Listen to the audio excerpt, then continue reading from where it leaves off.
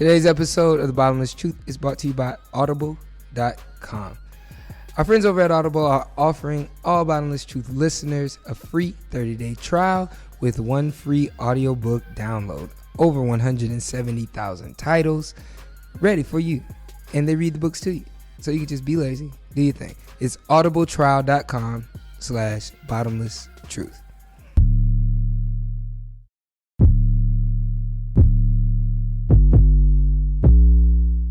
You want answers? I think I'm entitled. You want answers? I want the truth! You can't handle the truth. I feel sorry for you people that don't drink. I mean it, because when you wake up in the morning, that's as good as you're going to feel all day. The truth shall set you free. Handle the truth. You, me, or nobody is gonna hit as hard as life. But it ain't about how hard you hit. It's about how hard you can get hit and keep moving forward. How much you can take and keep moving forward. Say what? Just say it. I want to hear you say it. Just say it! Just tell me the truth!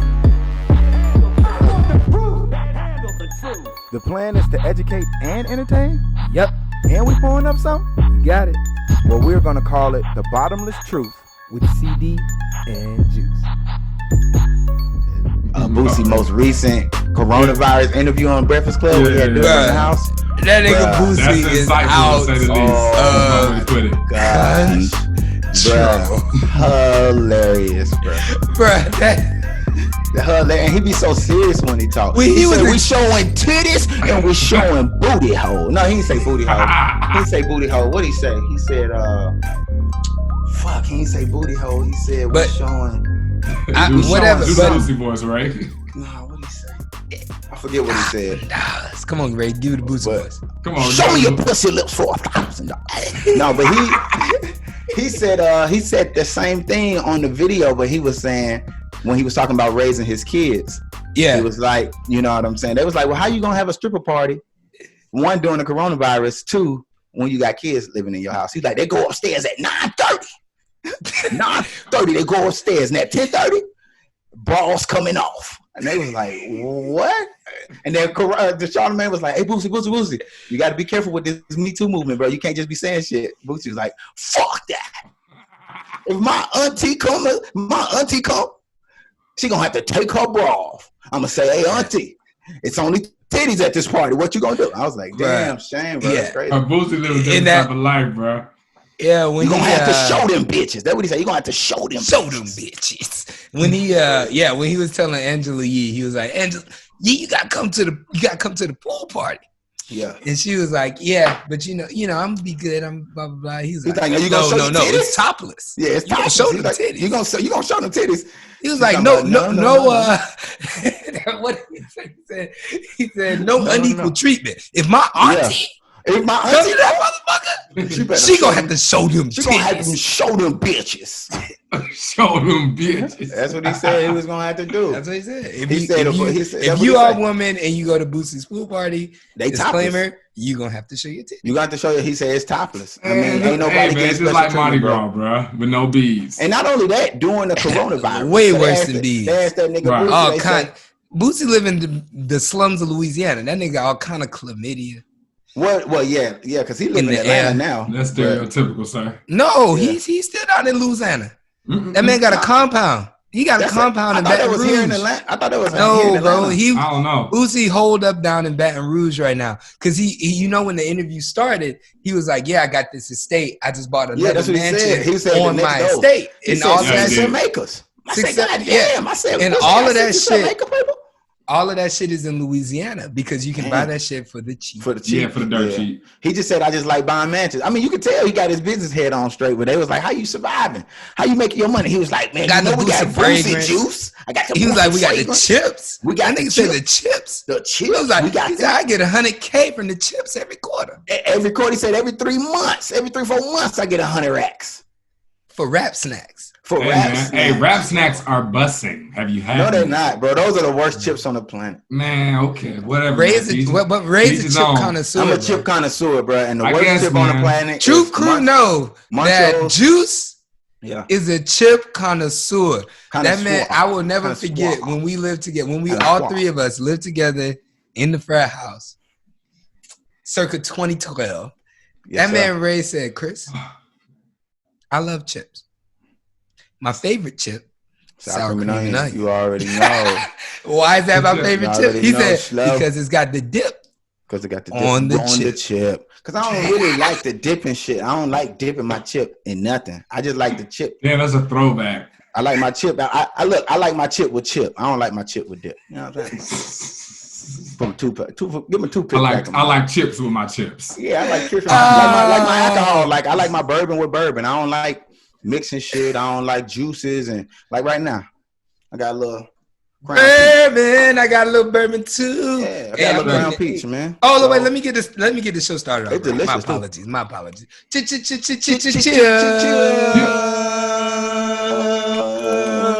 Hey, with the flow stick. You gotta show them bitches. You listen to another episode of The Bottomless Truth with CD and Juice, and we are joined today by G because we told you guys the last time it was 3 of us on the pod that we were going to come back and we were talking about Love is Blind. So you're going to get a full dose of Love is Blind today.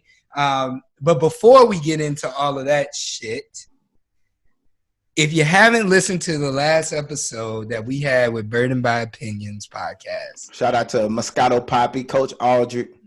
G Coach Void A.D. and Irick, G Void Thurm. Yeah.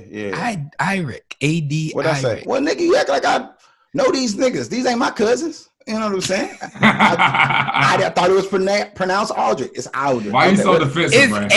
No, but I'm saying Chris is the defensive one. You know how nigga name just like made a plug. first name, middle name, then last name. Bro, he giving these niggas a plug, so he just want to make sure that you saying their names right. Right. But I'm saying, but hold on, but just say it. Because if you say Aldrich, I'm not saying like that. Yeah, like say, hey man, you said that wrong. Don't be like, hey. Right. That nigga Chris did say it with his chest. Yeah, man. Relax, man. That's my best friend. Coach, no, hey, I'm calling you coach.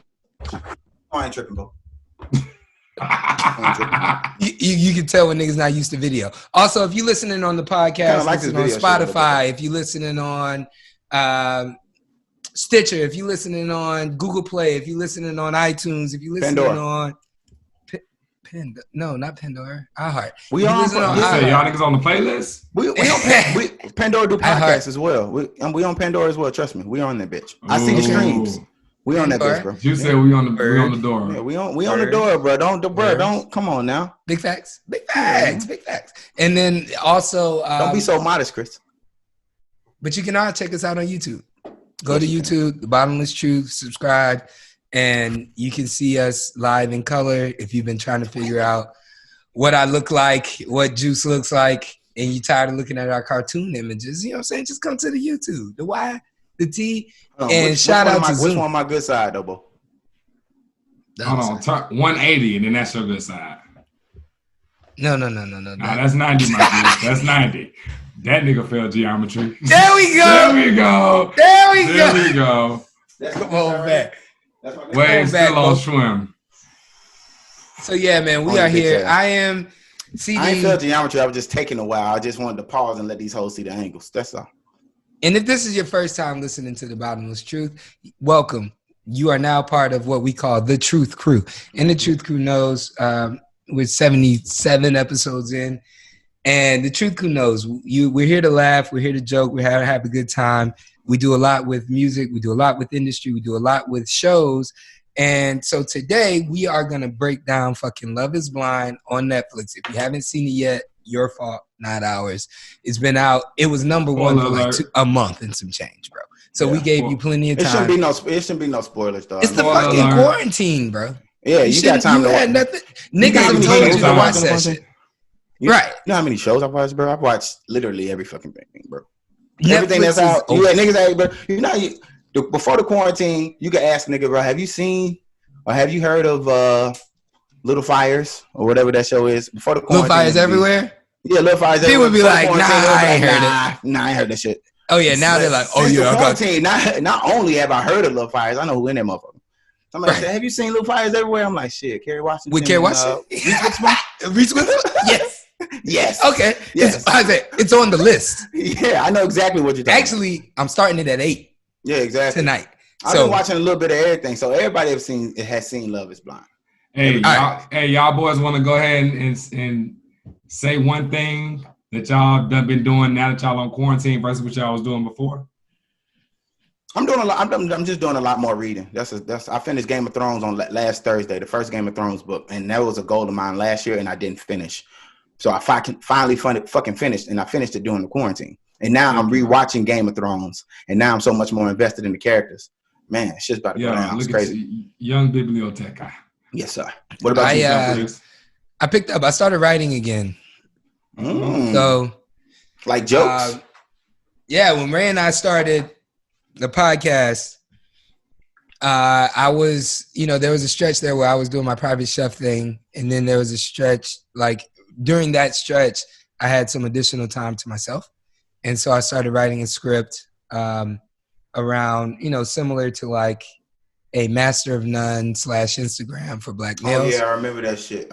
Starring Ray and I, and I had a lot of scenes written. And when I started my new job, when you go from working for yourself to working, 60-hour weeks, you just kind of, a lot of your side passions kind of take a back seat. So I was able to start writing again. And I took a lot of those scenes, revamped it, I changed up. I'm glad that I waited actually, because I took a poll of my friends and I was like, what would be more interesting? A show about, Black professional males in their early 20s versus the late 20s, early 30s. And it feels like there are more things in play to write about when you're talking late 20s, early 30s. You're talking about love, like serious love. You're talking about career, like real ass money. You're talking about, but you're still out here wilding in the streets every now and then too. So there's some people that's wilding. So you can really cover the whole hold on, Chris, don't bring it back home. You got to keep it G for his niggas that like for his socialites. Goddamn. Yeah. So I mean, I'm revamping the show. It was originally a montage from like my summer 2012, 2013. And that was probably the wildest summer of my life. And now it's more about fusing kind of what happened in those summers to what's going on in our lives right now.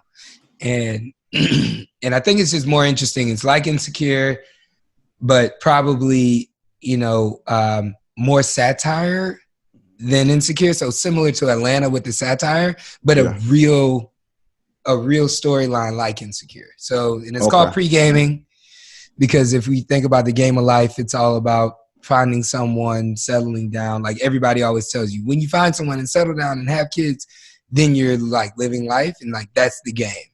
Yeah. And so everything before that, you're just prepping for it. But nice. Don't throw the sauce away too soon, bro. We're gonna see some goddamn pre-game. You gave him too much sauce. But Chris, why you doing that though? Shit was about, right? Yeah, hold on. But why you doing that, Chris? Why you doing that? Because he just got into the screenwriting too.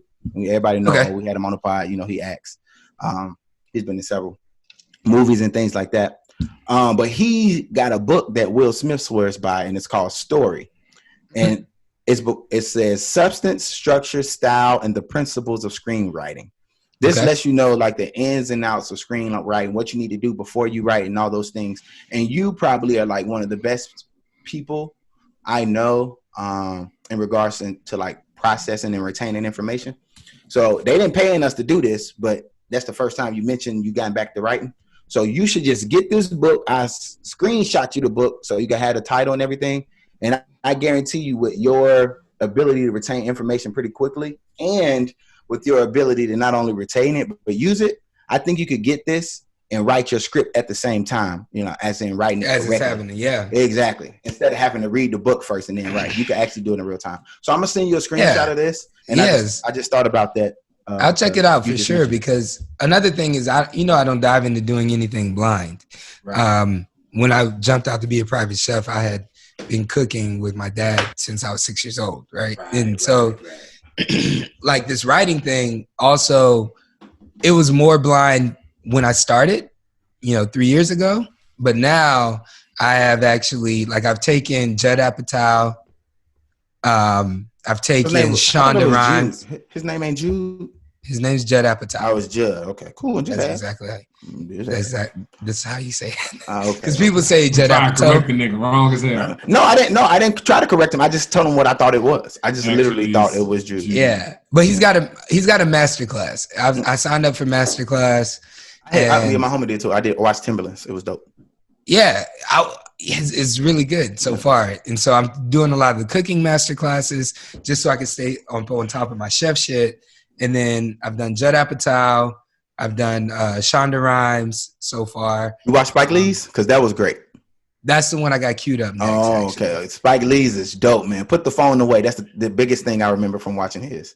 He says once he starts on a screenplay, once he starts on something, he has to write every day until he completes it. Every day. He doesn't take a day off until the first draft is done. Every day. It makes sense. At least 5 hours a day. Sheesh. But now you see why the great is great, though. I mean, 5 hours. If you can only write for 5 hours a day, that shit would be a lovely job, bro. Yeah. But I mean, he's worked towards that. I mean, and he knows that's the beautiful thing about Masterclass because they know what works for them. So watching Timberland's Masterclass, he basically walked us through how he created or creates beats, not just producing beats, but even with his mouth. So he created a beat with his mouth on the spot. The shit was incredible. And he says anybody can do it. So, and that's part of your homework because you get homework assignments. Yeah. So I'll go down there and I try to do the homework. You know, I got the studio in the room and I'm so my beat sounded like trash. But I've never thought about making a beat that way ever. Yeah. Because all my shit is, through MIDI and I'm playing it. But I never thought to use my voice outside of a vocal instrument. I never thought about using it as an instrument.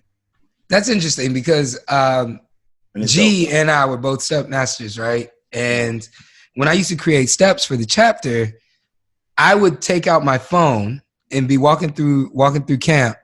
And as I'm walking through camp, like just straight up boom, boom, cat, cat, cat, cat, boom, cat, boom, cat. Like you gotta boom, boom, do cat, that. cat, boom, cat, boom, cat, boom, boom, cat, cat, boom, cat, boom, cat, boom, boom, cat, cat, boom, cat, boom, cat, boom, cat, boom, cat, boom, cat, boom. You remind me of them APOC niggas back in UF. I seen them niggas on Al 3 and Publix. Them niggas just be shout out to Barry and them niggas. But hey, shout out to them niggas be getting ham. Let me get a motherfucking sub sandwich with everywhere. Tomatoes. Everywhere you went, bro. Them guys be at the right killing us. That boy that said lettuce. Boar's head turkey. Bro, but that's what I'm saying. Like, so if you want it on you, you got to have it on you. And then, like, our boy, Zach, every time some funny shit happens, real funny, like gut busting shit, he writes it in his phone. Yeah. And so a few years ago, with music though. Oh man, some of my notes, if you can't decipher them, a lot of them, because I'm already like sauce, drizz, and smacked when I'm writing them, but I know what I'm talking about. I know the exact scenario. Like I got tons of notes from London, from Austin, from Chicago, you name it, and it's material at the house. It's just material. I just got scenes on scenes on That's scenes. what I'm saying, bro. You get this book, you'll know how to utilize that material, bro. And I'm telling you, your script would be that much better.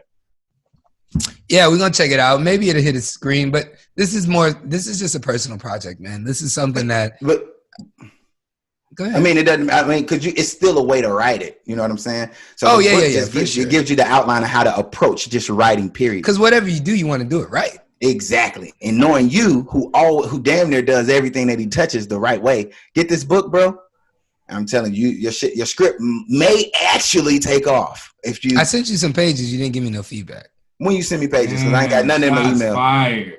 But I didn't. Text. But this is that's fucked up, right? Bro, I even sent real screenshots of text. When? Recently. Bro, I got my phone right here. When Corona started. We could go through. Pull up. We could go Chris. through it. I got my shit right here. Go to your messages. Pull up Chris. Go to the little info button. Go to your photos. Look down. You're going to see about 4 pages. Hold on. Chris feels some way about this shit. Yeah, it do. I don't appreciate you calling me out in front of the True Crew, bro. That nigga said, pull out your phone for. Right, it is Boosie voice. Oh, shit. You did send some pages, bro. Oh, my God, right? Back to back. Can we read it on the pod, bro? Can I read this shit right I don't know. What pages did I send you? Because I might have sent you some shit. You sent me. Right. Oh, okay. You sent me page look like 14, 15. I'm guessing that's 16. I'm guessing 17. So Hold it up to the camera real quick. Let me read it. So I you know mean let them read it because they gonna see the shit. Yeah, right. Hold on. Can you see that shit? I'm gonna just look and see what For I the sent people you. that's I listening can't to see the it. Go audio, back. he's Go back. holding I'm his gonna give phone you a up to line the because you know video. exactly what you sent me. Africans on the corner, you say? Yeah. So is that the first page or the last page? Sounds That's a racist. good joke. Look, I said one word. That nigga said yeah. That's a good joke. That's a good joke. I spent my time on that joke. In the last page you sent, it says Harmony, which is Taylor, right? Yeah. It says, "Okay, Daddy, love you." Tamika, who the fuck is Tamika? Ray, wait. That's your Juice. baby mama in the show.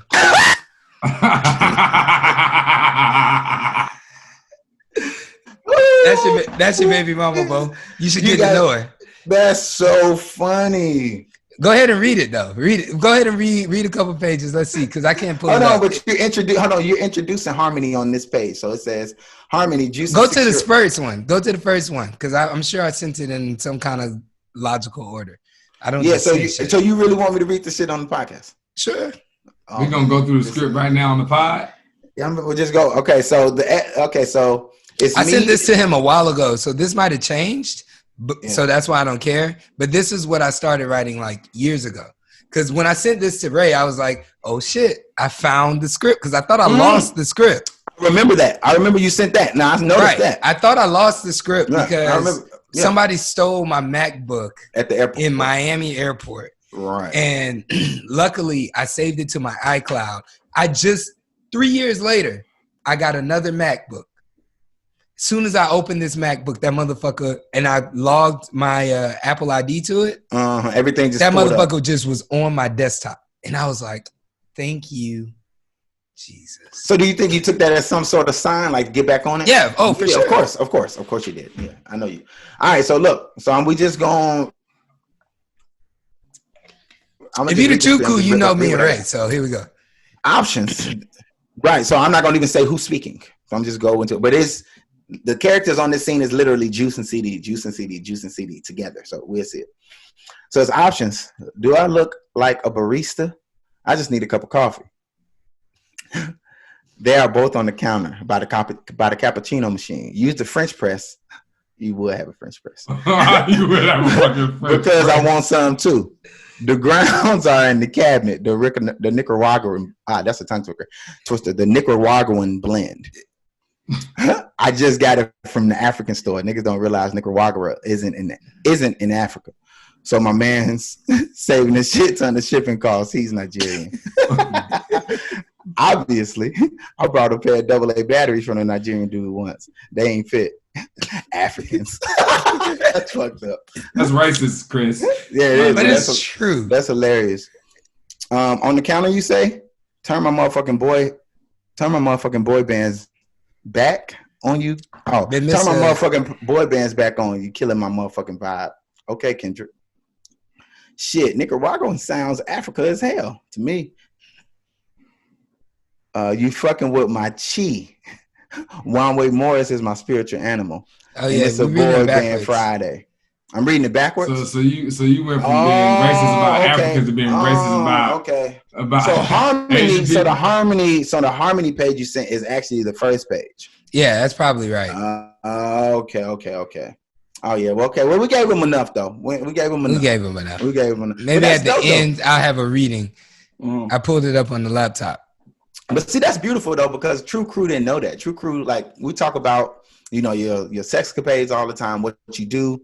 Hell, you was even talking about negotiating episode 76. And I got people hit me up like, man, Chris was talking that shit about negotiating. I can't wait till this Corona shit over with, and then I'm gonna go goddamn.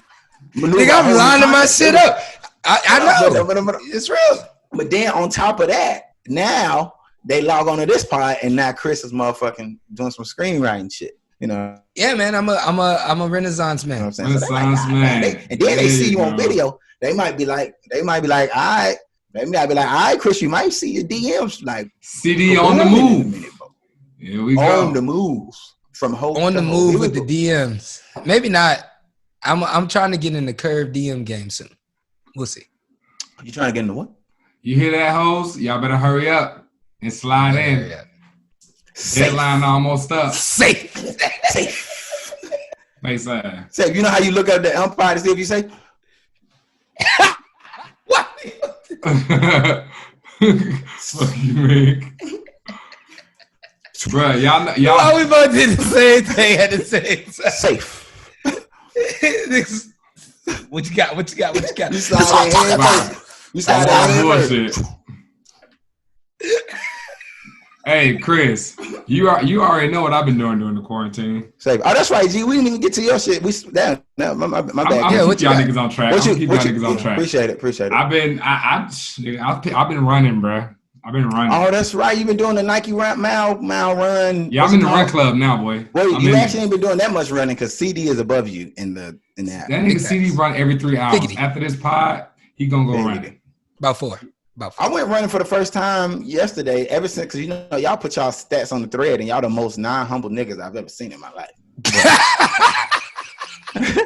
You niggas put the stats on the thread, and then somebody put their numbers up, then another nigga put their numbers up, then another nigga put their numbers up. Right. Niggas be like, you ain't got me. Chris said, right, but what's your pace though? But then Chris said, right, that's where they go to. What's your pace, nigga? Chris you said, running 8? Running is just walking, 1/3. 13. You walking. Running is just 1/3 of my workout. I Oh also my run, God, and this I man, bike, Chris named and then I go to the gym, exercises. and then I do like 15 million push-ups. I do hills, and sprints, I do this, 1, 2, 3 way backs. Y'all need to go to them hills, bro. Them hills got the motherfucker got my whole calf sore in the motherfucker. But that's what I'm saying. I ran yesterday. That's what I'm saying. I ran yesterday, first time in a long time, because you know when y'all niggas drop shit on the thread, they be like, "Ray, what you doing today?" And I'm like, "Look, I'm going to the golf course, work on my swing."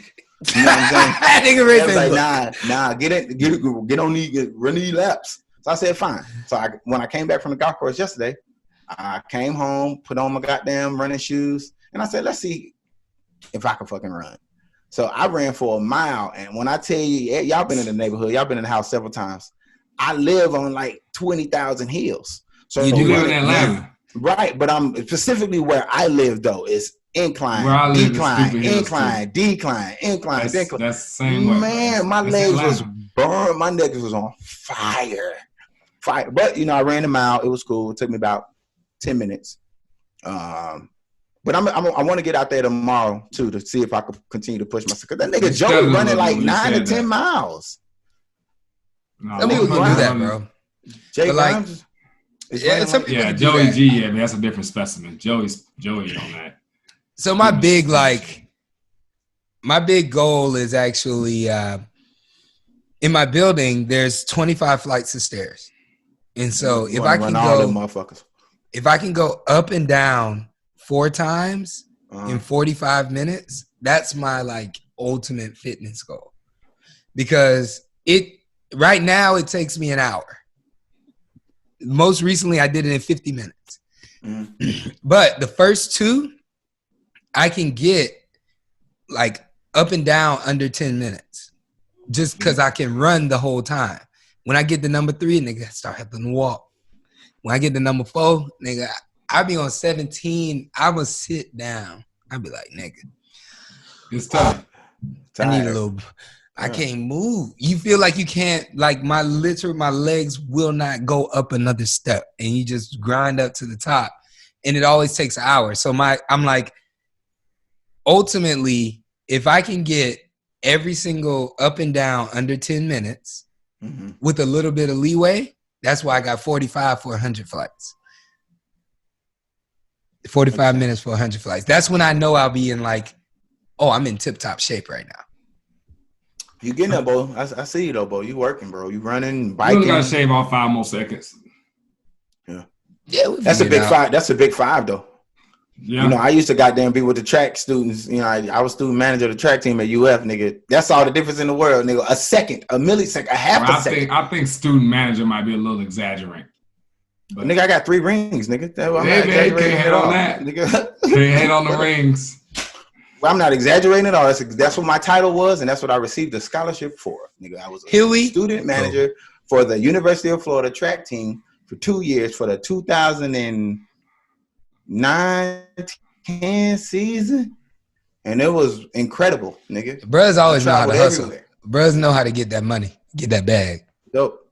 Man. And you know what? One of the bros got me the job. Julian was he was the student manager for the baseball team. So he was like, bro, I heard they hiring at the track facility. You might want to go get you a scholarship. That's exactly how I said. Nigga was getting some like, food. Okay. Told me in the athletic. Boom. I fucking went to this motherfucking track facility, took the bus. They hired me on the spot. I said, you gonna give me $8,600 a semester to put out some calls? Run that. And I travel with the team. Oh, okay. Run that. Yeah. And the hoes that run track are some of the baddest women on the campus.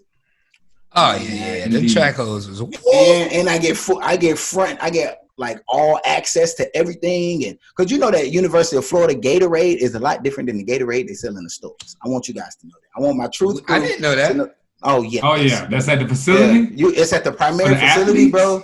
Bro, the athlete Gatorade that the D1 athletes are drinking. What they drinking? It just tastes totally different, bro. It gives it feel like Space Jam juice. You know what I'm saying? Like it feel like Michael Secret stuff. You sure that's not just the difference between like powdered Gatorade? No, bro. Because I swear for Jesus. No, nigga, no. Nah, it's different. It's different.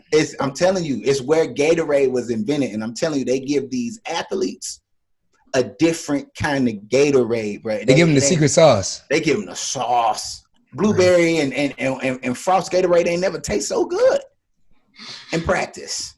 Bro, you crazy as hell. But that shit be delicious. But then go get the same one out the vending machine and it don't taste the same. It tastes a little bit more watered down. I know, but I feel like, never mind. Go ahead. I see what you're saying, but trust me, bro. 3 years, Gatorade was different. That's why we won so many scholarships and championships, nigga. Tebow was drinking that different shit.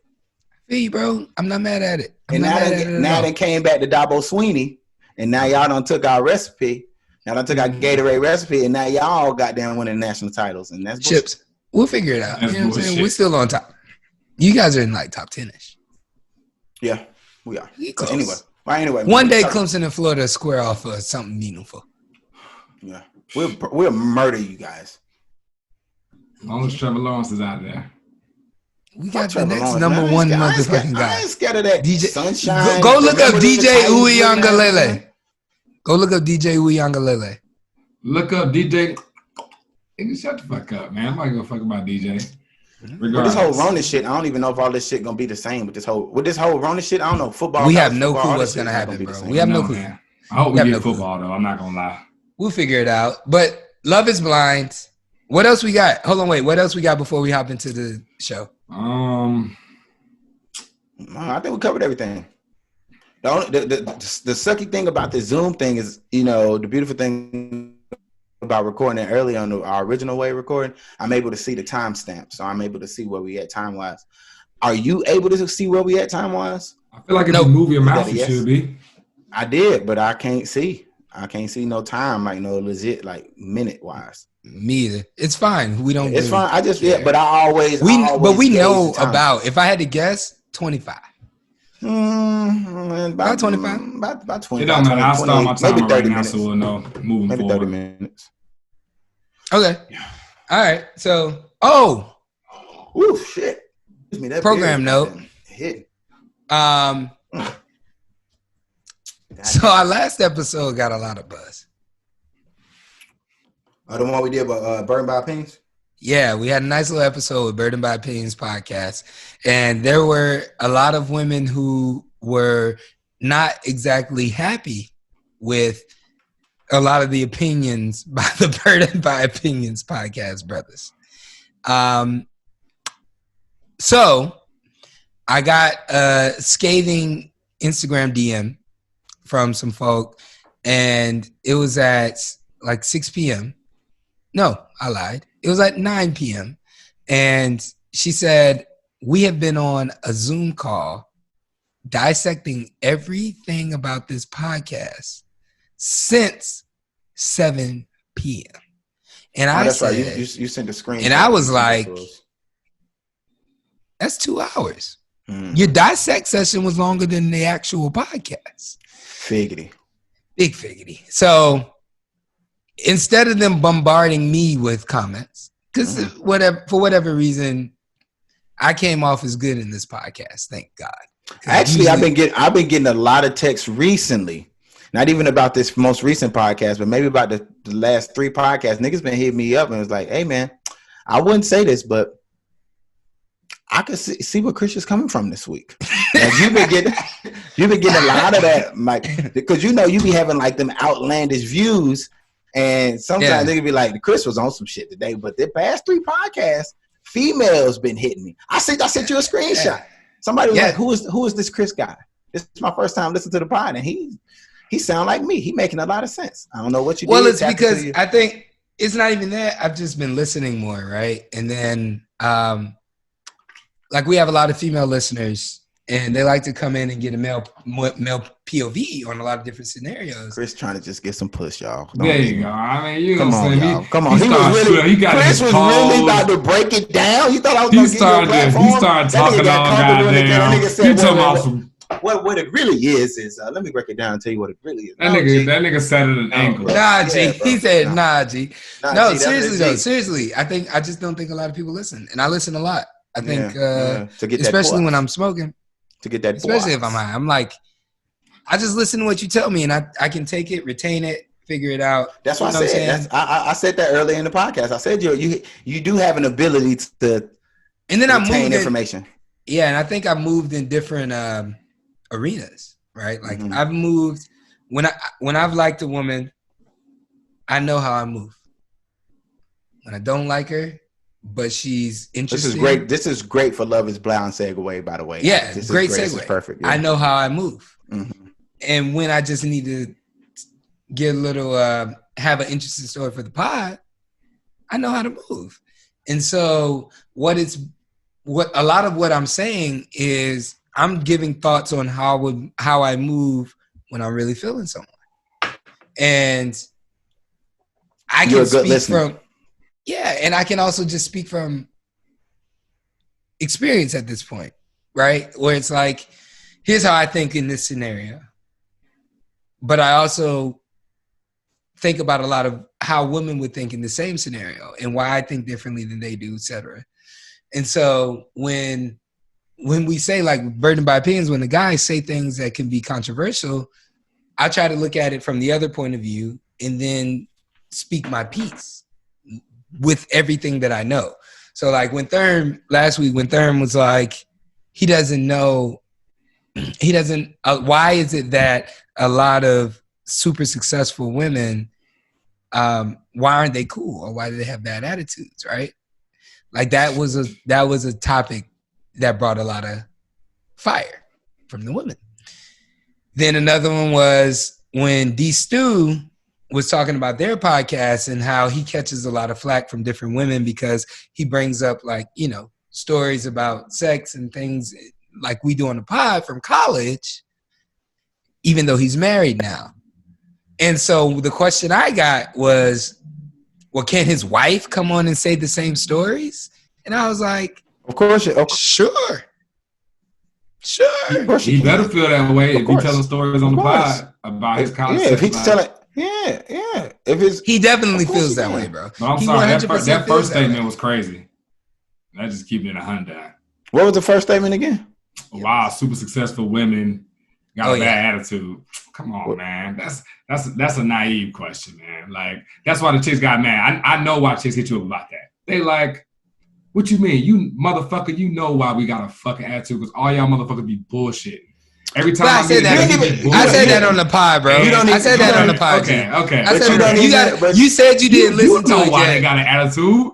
You ain't even got to be super successful though. Like women, period, got attitudes. You don't even have to be a super successful woman to have an attitude because of the reason that you're saying. Yeah, but a woman that's more successful got higher like standards. So of course, she got less time. She might have bigger less time to waste. Yeah, man. Less time. Bro, I'm going through it. I told you guys, I'm going through it. You got to be patient, bro. If you're not patient, you're gonna lose out on what you think. And guess what? The reason why she got that motherfucking wall up is your fault. It's all y'all niggas' fault. So it's our fault. Yeah, so and then even if it's not your fault, you're gonna have to pay for other niggas. Well, okay, you want to pay? You're gonna have to. You can't And have so, you can't have it both ways. Hold on. Is it the female fault at all? Like we talked about the other night. As far as her is there any outlook onus, like, on is there any niggas accountability initially, on the women? No, I can't What blame I'm saying them. is No, you her can't blame initial them. outlook You on right. you. Just like I can't blame Mark on Love Is Blind because that's a young nigga, and any nigga that's about to marry and date a chick that's 10 years older, he gonna fall. I don't. We know what we ain't got on Love Is Blind yet. So I'm ready. I'm just saying. I'm gonna hold that comment though. I'm sorry. I got a little heated because Gary was trying to say Mark was a bitch. Mark ain't no bitch. Mark is just he's not a bitch. Young. And like I told y'all, two things. I don't even think he's just young. Time. Yes, he is, bro. Bro, you 24 and you telling me you got a bad 34-year-old. Whatever she says, at the same time. Because you so young. Hold on. All right, wait. I'm trying to give me 1 second. All right, so Love Is Blind. If you're not familiar with the show, Love Is Blind is a show on Netflix where you have groups of contestants, and what they do is, in the beginning, they talk to each other and they're able to have dates with each other without actually seeing the other person. They're in these pods. Until they propose. They're in pods. Until they propose. You have to propose to be able to see the person. Exactly. So in a couple of weeks, there were 6 different couples who actually proposed to each other. And where the man proposed and they accepted. There was one couple where there was a dual proposal, which was kind of that was interesting. And whatever. So we have Gianna Gibelli, who's 25. She is a retail business owner who loves to be active and travel, all about adventure. And when it comes to relationships, she's owns up to testing guys. That bitch was crazy. In order to see if they are truly interested in her. That Gigi was she was the craziest chick on the show. Gigi was paired with Damien. Right. So we had Damien Powers.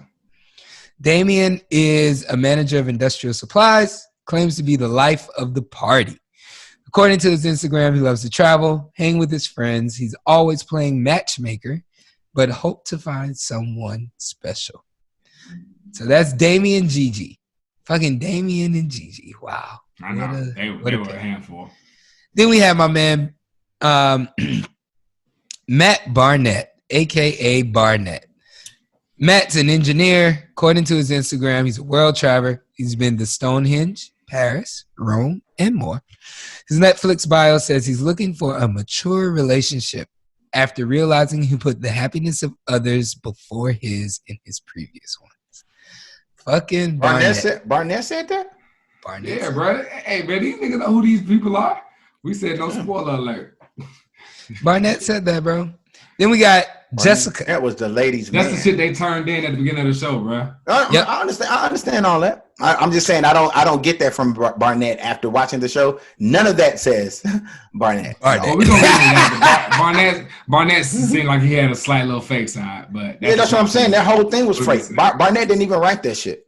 He called one of his hoes because before you could tell Barnett got hella bitches. He called one of his hoes. He said, "Hey, look, I'm about to be on this Netflix show. Write me up a little blurb real quick. Make it sound nice and interesting, and submit that hoe. I'm gonna give you the address. I have email address. Stonehenge. You do it, if he's right, you can come through tonight. Please, Barnett, bro. Barnett was in basketball shorts every scene. That nigga ain't been in Rome or Stonehenge. That's a fucking lie. Nigga came in that bitch with Birkenstocks on. Everybody else dressed up, and I get it because Love Is Blind, so you can't see what I got on, but literally. It looked like Barnett said somebody woke Barnett up every time. It was like, hey, it's time to go to the pods. He was like, oh shit, okay, cool. And he just woke up and walked in the pods. You're right, but he immediately walked in and started kicking it to them hoes. So. That's what I'm saying. So that bio isn't true though, because everything he was kicking to them hoes is not what that bio says. Continue, Chris. All right, we got Jessica Batten. Mm-hmm. Jessica's a regional channel manager, loves to run. Super cute golden retriever named Peyton. She wrote that. You see what I'm saying? Exactly. She wrote all of that shit. At 34, she wants a family, but finds it hard to build trust with someone who found you just from your photo because you swiped right on your face. Exactly. Then we got Mark Cuevas, 25. Mark is a personal trainer, plays guitar, and he's 100% ready for marriage. And he's 5 feet tall.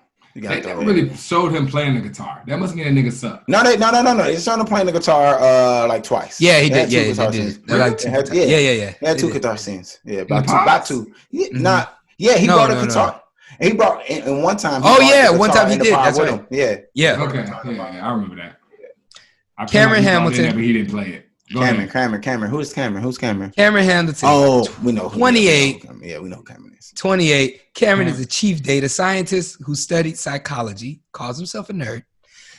His most recent relationship lasted 5 years, and he labels himself a sensitive and okay with admitting he cries.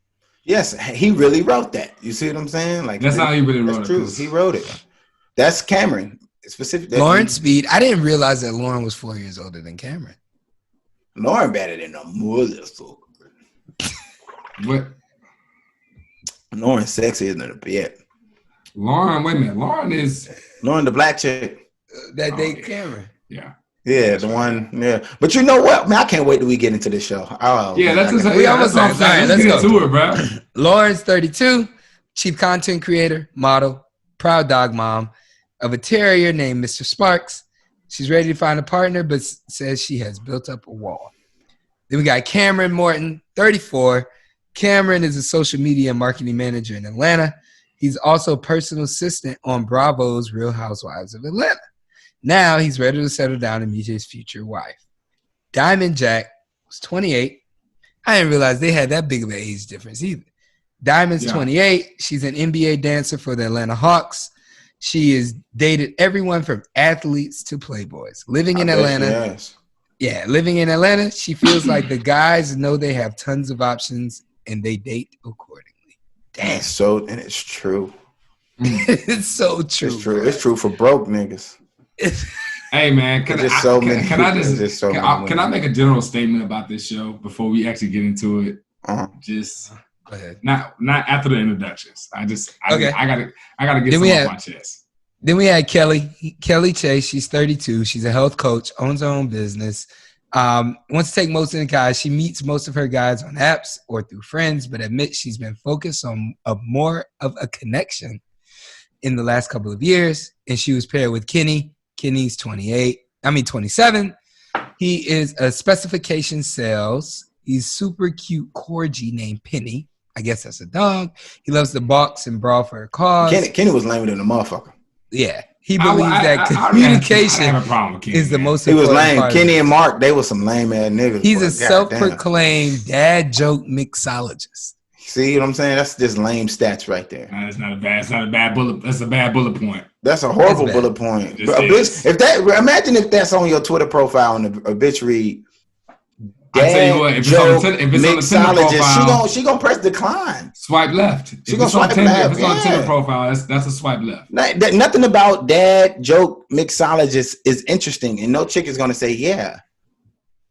I want a guy that's good at dad jokes. Yeah, come on, man. That's what I want to take home to mom. And he came off as a dad joke ass nigga. But you got to understand, that's going to be, in my opinion, that's going to be more appealing to an older woman, which is why I feel like you connect. Dad jokes aren't terrible. You can have dad jokes, but you can't leave with that shit. Yeah, but you got to sprinkle them bitches in from time to time. You can't end with dad jokes either. You talking about you can't leave with it. You can't end with it. If she's 34, are supposed to be so rare that it's like it's a rarity. Dad jokes shouldn't even be something you emphasize. Brag about, yeah. Yeah, it's just a joke. But especially because he's so young. He's 27. That's kind of lame at a 27. But if you trying to holler at somebody he came like off, Kelly, he came off because in her head that means that he ready to commit. If he's good at dad jokes, that means he ready to have kids. Right. And then what Kelly said? Kelly said nope. What was Barnett's girl name? What was Barnett's girl name? Amber. That's right. So, all right. So we got the pairs. Everybody looked up in the pods. As soon as I explain the show, you can get into your overarching view of the show. Everybody understands it. So we're going to be focusing our attention on Diamond and Carlton. They were the 34-year-old. Carlton was 34. He worked for the Real Housewives of Atlanta. Diamond was the Atlanta NBA Hawks dancer. Right. Yeah, they together.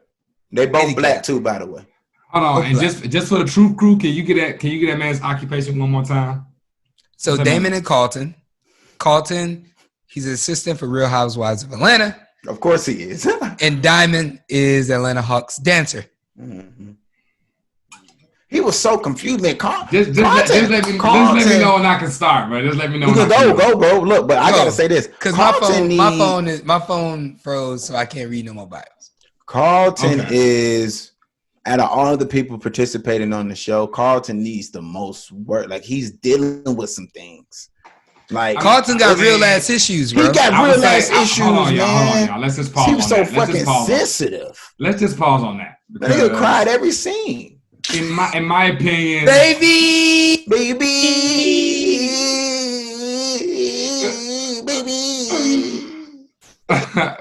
Use the word, baby. I'm so hyped. Woo! And then the nigga was like, yeah. Then that nigga was turned up. Yeah. That nigga said, that's why your wig fucked up, bitch. But you know what? I asked her to propose, but I didn't tell her I also like men. So this gonna be interesting. Fuck yes, that's gonna be the most interesting part of the show. Like what the and then he got the nerve to be offended when she got pissed. Y'all let me know, y'all, when I can. All right, go, G. I'm sorry. Go ahead, my bad. Bro, shame on the producers. Shame on the fucking producers of this show. Why? Okay? Because so what you tell me is this show is from people that live in Atlanta, Georgia. Atlanta. One of the most black cities in the country. Okay, hold that. Second off, the only black dude that you can find in Atlanta for this dating experiment, you know how many swagged out niggas is in the A? You know how many swagged out niggas that's on their shit? You're false. Live in the A. You're falsely wrong. You're falsely upset though, G. I love you. Yeah. No, hold on. I told you. I'm taking you on a journey. Let me get you there, okay? What I'm telling you is he ain't saying nothing. But he ain't saying nothing. No. Let him finish his point. Let him finish his point, Chris. What I'm saying is the only black guy that's on the show, right? He like men and women. Okay, now the show, they get applications, they get descriptions of people. Of course, they look them up and they like, okay, who do we want to put on this show? The purpose of our show is to put people in pods, have them talk to each other and see if they propose to one another. And after that, see if it actually lasts. Right. Why would you put a person on the show that isn't sure if he likes men or women or likes men and women to try and find a woman? I told him that. Well, I mean, that's a real problem that women have to face nowadays. I told him that, Chris. My roommate in Atlanta are not like that, right? I told him, Chris. Bro, but I mean, I'm just saying, bro. Like this shit is close to home. That doesn't matter. That doesn't matter. You know what I'm saying? I live with someone who is legitimately bisexual, so it's like exactly that shit is everywhere, right, bro. But, so that's just the way of the world. Are they married? No. So why is he on a marriage show? Because they want to get married. He's trying to get married. Because bisexual want to get married too. Yeah. That's not what my problem was. But if he's bisexual, how you gonna be in a healthy relationship? Out of all these because it can happen. That's the thing. All these niggas that's straight, that's got good jobs, good physique, well, first off, go in there and pull out them women. G, you get caught. There were. You just talking. Listen. There were 6 people. There were 6 couples who made it out. Right. 12 people. Yes. 12 people. 6 couples. Yes. They had 20-something people on the show.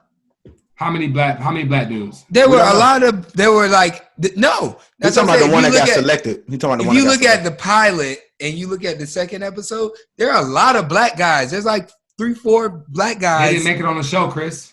That's what Chris is saying. That's what I'm saying. They didn't propose to anyone. The only people that made it past the pods that we saw proposed to someone. There was someone. No, brother. The dudes in the pods that were brother. All the contestants were white except one dude. Period. Trust me, I just saw the show. Yeah, Chris. Gary, please. Regardless of that, back. I'm serious. Go back and watch the pilot because there's tons of even black chicks. There's like this big black chick. Yes, they're black women. They're black guys too. There are other black guys. I promise you because I don't remember in the pilot I was like, oh shit, there's a lot of black people. We gonna be straight right here. Yeah. But none of them made a connection. Because even there was one couple that made a connection and the guy proposed. His name is Rory. The one random guy that was in all of the scenes, like talking to the other guys, but you're like, why is this fucking guy here? he had a connection with one of the girls. They got engaged, and Netflix did not invite them to Mexico because they said their storyline just wasn't interesting. Like I said, man, I feel like I see what G is saying. I see what you're saying, but I'm telling you, like, I feel like he's a plant because like you said, he worked for another reality TV show, right? He's the only black guy that moves forward, and he likes men and women. Okay, perpetuate the black gay man. Okay, and then he treats the woman like shit in the separation when he was in the wrong because of his issues. Yeah. So it makes black men look bad because they don't take responsibility for their own mistakes. They don't know how to talk to women. They disrespect our women. So if we disrespect our women, other people can disrespect our black women. And the black woman forced in that situation to defend herself from the bullshit that was getting received from Carlton. Now she looks like the angry black woman. I just think it was the most biased, stereotypical representation of black people that you could find. And it was staged because he worked for another reality TV show. They knew what he was going to do. They aired it, and it just made black people look bad. We can get into the show. I just wanted to throw that out there. Clearly, that is a show, though. Hold on, that's the show, though. Intentional. That is. I mean, and that's what I'm saying. What I'm saying is, I agree with what you're saying. That is totally true. What you're saying is accurate, but that doesn't negate the fact that what Chris is saying is less true. Women have to deal with that today. Yeah. That's what sucks. That's what sucks about living in Atlanta, because you don't know what kind of nigga you're gonna get. As a straight man, when I lived in Atlanta, I used to get that question all the time, bro. I get it, bro. There's a lot of people in Atlanta that's either gay or bisexual. And you're saying you didn't have to pick somebody like that if this is a marriage show. Exactly. And what I'm saying is, if they allow that bullshit to go down at the Mexico the way it did, if they allowed it to go down like it did, that means that they pre-planned for that event to happen, which means if they purposely planted that for that to happen, then that means they. What if they had a white guy? What if they had a white guy? If they had a white guy, G wouldn't feel this way. What I'm saying, what if they did have a white guy? Cam and Lauren, no, because that's point number 2. Thank you for the segue. Point number 2. Wait a second, bro. So what if they would have had a white? Come on, let me had a white guy. I know you about to go different. What if they had a white guy that was in Carlton's exact situation? Yeah, and he just didn't have a connection, so they couldn't bring him on. What you mean? All the other dudes on the show was white. Did you see any bisexual that's white what I'm on the rest saying, of the they brought in a pool of people. They brought in a pool. So we're arguing about whether it was intentional or not. That's what you're saying? Is that what I'm thinking? Here's what I'm thinking. If you go look at the pilot, it's getting spicy. It's getting spicy in the Zoom chat room. It's getting spicy in here. I'm just saying, if you go look at the pilot and you look at the opening scenes of the pilot, when everybody's walking in at the beginning of the show, what you will see is there are a lot of black men and there are a lot of black women that we've never seen. All right. Again. Everybody who on the Zoom. Okay, congratulations. We had black people on the pilot. Thanks, guys. Thank you guys for coming. But that's what I'm saying. The thing who made it to the show, bro? Who made it to the show? But I'm saying, G, like, how can you? They just put these people in. They just put these people you think the in a producers room. Don't choose who get on that show, Chris? No, is that what you about to tell me? What I'm saying is, if nobody proposes, another reality TV show. If nobody proposes, I was on a blind date show for Steve Harvey. I'm talking. All that was Chris. You're not addressing my points that I said. Really you keep talking I hear what you're saying. You're saying black people. They tried to set it up. That did make it. The people that did make it, they didn't make it past they were 2 days at the hotel. G, but you're not listening to what I'm saying. All the white people hold on, G. You're not listening. You're not letting me finish my point. No, because here's a big piece. The thing is, when you're saying make it or not make it, what I'm telling you is these people just put a bunch of people in the room. It was like 12 chicks, Gary 12 can't dudes. Gary can't believe that. And they were like, whatever happens, that way. No other reality TV shows made that way. But Gary can't believe that. Zero. Gary can't believe that. Gary not rocking with that. So you but I'm saying you have to. Out of all the other reality TV shows, has a person who worked for another reality TV show in it that they don't operate like those other reality TV shows. Hey, Chris, I'm not. No, what I'm telling you, G, is I'm not rocking with that either. Here's what I'm telling you guys. There is a sense of We just have to let this go. Let's see what happens, and then we can mold. That's why the show moved from the pods after episode 2. That's not what Gary's saying. I feel like everything that happened after the pods was staged. That ain't what Gary's saying. And I know that's not what Gary's saying. I'm telling you. Chris, you're proving my point. No, that means that the producers of the show greenlit that scene at greenlit with Diamond and Carlton. That it was they greenlit. They did that. And you have all those factors I just laid out for you. Yeah. No, I'm saying they definitely greenlit the scene. Reinforce the stereotypes of black men, the black couple, the black family, the black man, and they were the only couples on the show, and they made it 2 days at the fucking thing. I agree. And the reason why they didn't make it is not because they didn't get along. It's because the black man like dudes and girls. Hold on. Not only that though, G. Out of all the smooth ass niggas in Atlanta, bro. Hold on, G. Come on, man. Hold on, G. Not only that, but like you said, Carlton was the only black man in the experiment. The only one. He's the only black one. So basically, Gary is basically saying you're portraying an image that all black men are either somewhat like this or either somewhat like. And you can't tell me that they couldn't find black men to put on this show, Chris, because it's in fucking Atlanta. And the other black women that gets on the show is paired with a white man. Hold on. Point 2. Thank you, Ray, for the segue. Mm-hmm. The only the black woman that did get proposed to. Mm-hmm. You see what happened when you marry a black man? What happened to you? Yeah. Now look, black women marry this white man. See what happened? Cameron was crazy about Lauren. Now, was he actually crazy about Lauren? Yes. I feel like from what I could see, he genuinely liked Lauren. He did. And Lauren, for the most part, you could tell Lauren was the baddest chick that Cameron has ever had dated. You could just tell the way he looked. But he had another black girl, ex-girlfriend, right, but she didn't look like Lauren. He's dated black women before. Yeah, of course, yeah. But I'm just talking about the show's portrayal and the images that is given off. I agree, G. I agree. And I know that you go to White Zaddy, and then he'll take care of you. He'll take care of you. That's all Cam said. Cam said, I want you to move in with me. Yeah. I want to take care of you. I want our mind to be yours. Everything a black woman wants to hear from a black man. And she was inconsistent all episode. She didn't know what she was going to do until she was going back and forth. But I'm saying she was going back and forth the whole motherfucking series. She didn't know what she was going to do until she got on the altar. Cam, if you remember when they fucking was getting married, in the dead silence of the show, it was like, doom, doom, doom. Would you say yay or nay? Are you going to accept Lauren to be your lawfully wedded wife? Cameron's like, I do.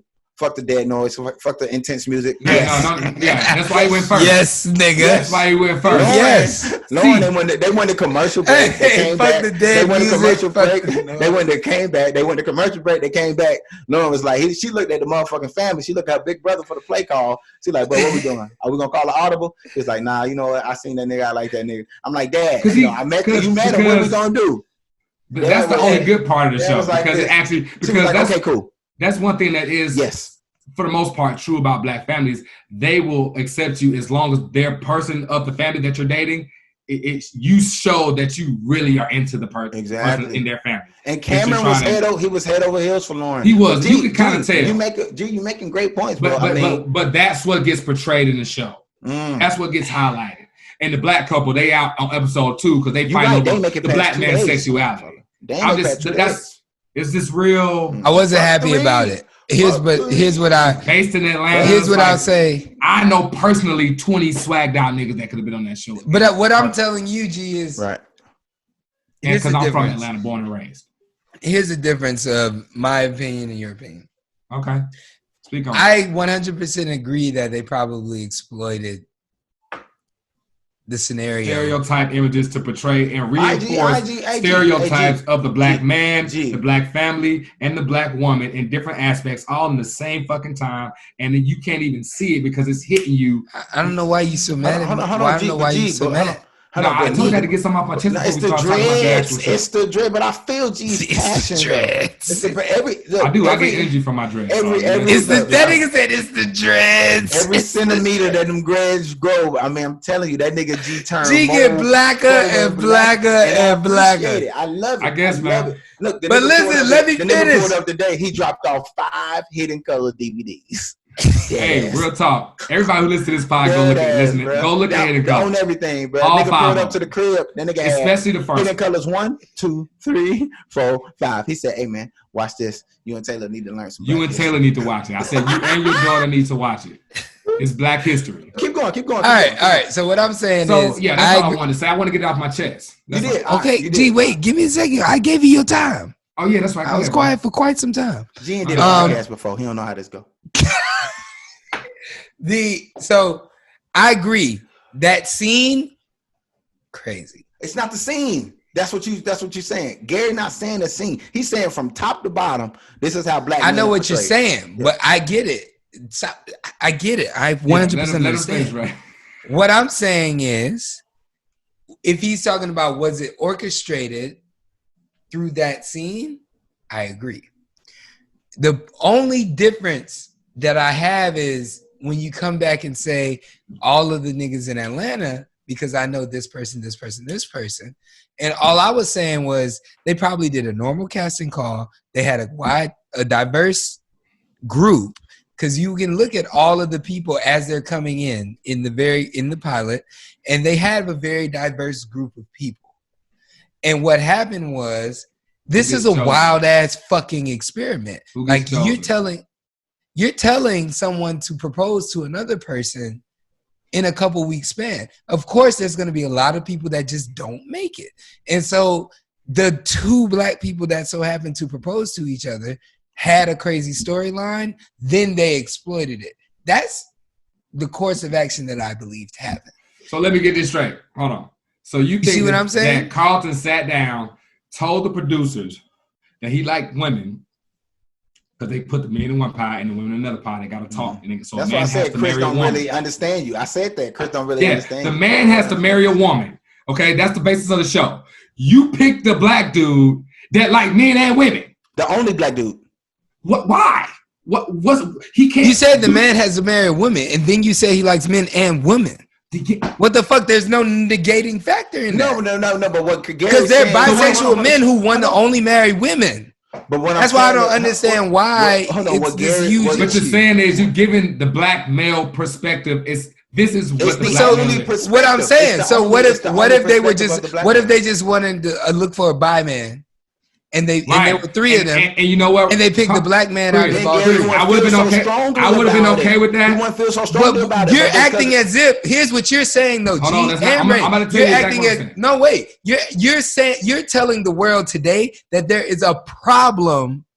With being bisexual. That's what you're saying. No. What Gary is saying, there's a problem with representing or just having only bisexual men represent the black race on a show. Why is that a problem? Ray, I'll take it a step further. Ray, no. Because you got four other. Wait, no. Give me the real sense. Why is that a problem? Hey, I'm the one who said it. I'm the one who said it. Because you got five other straight white males.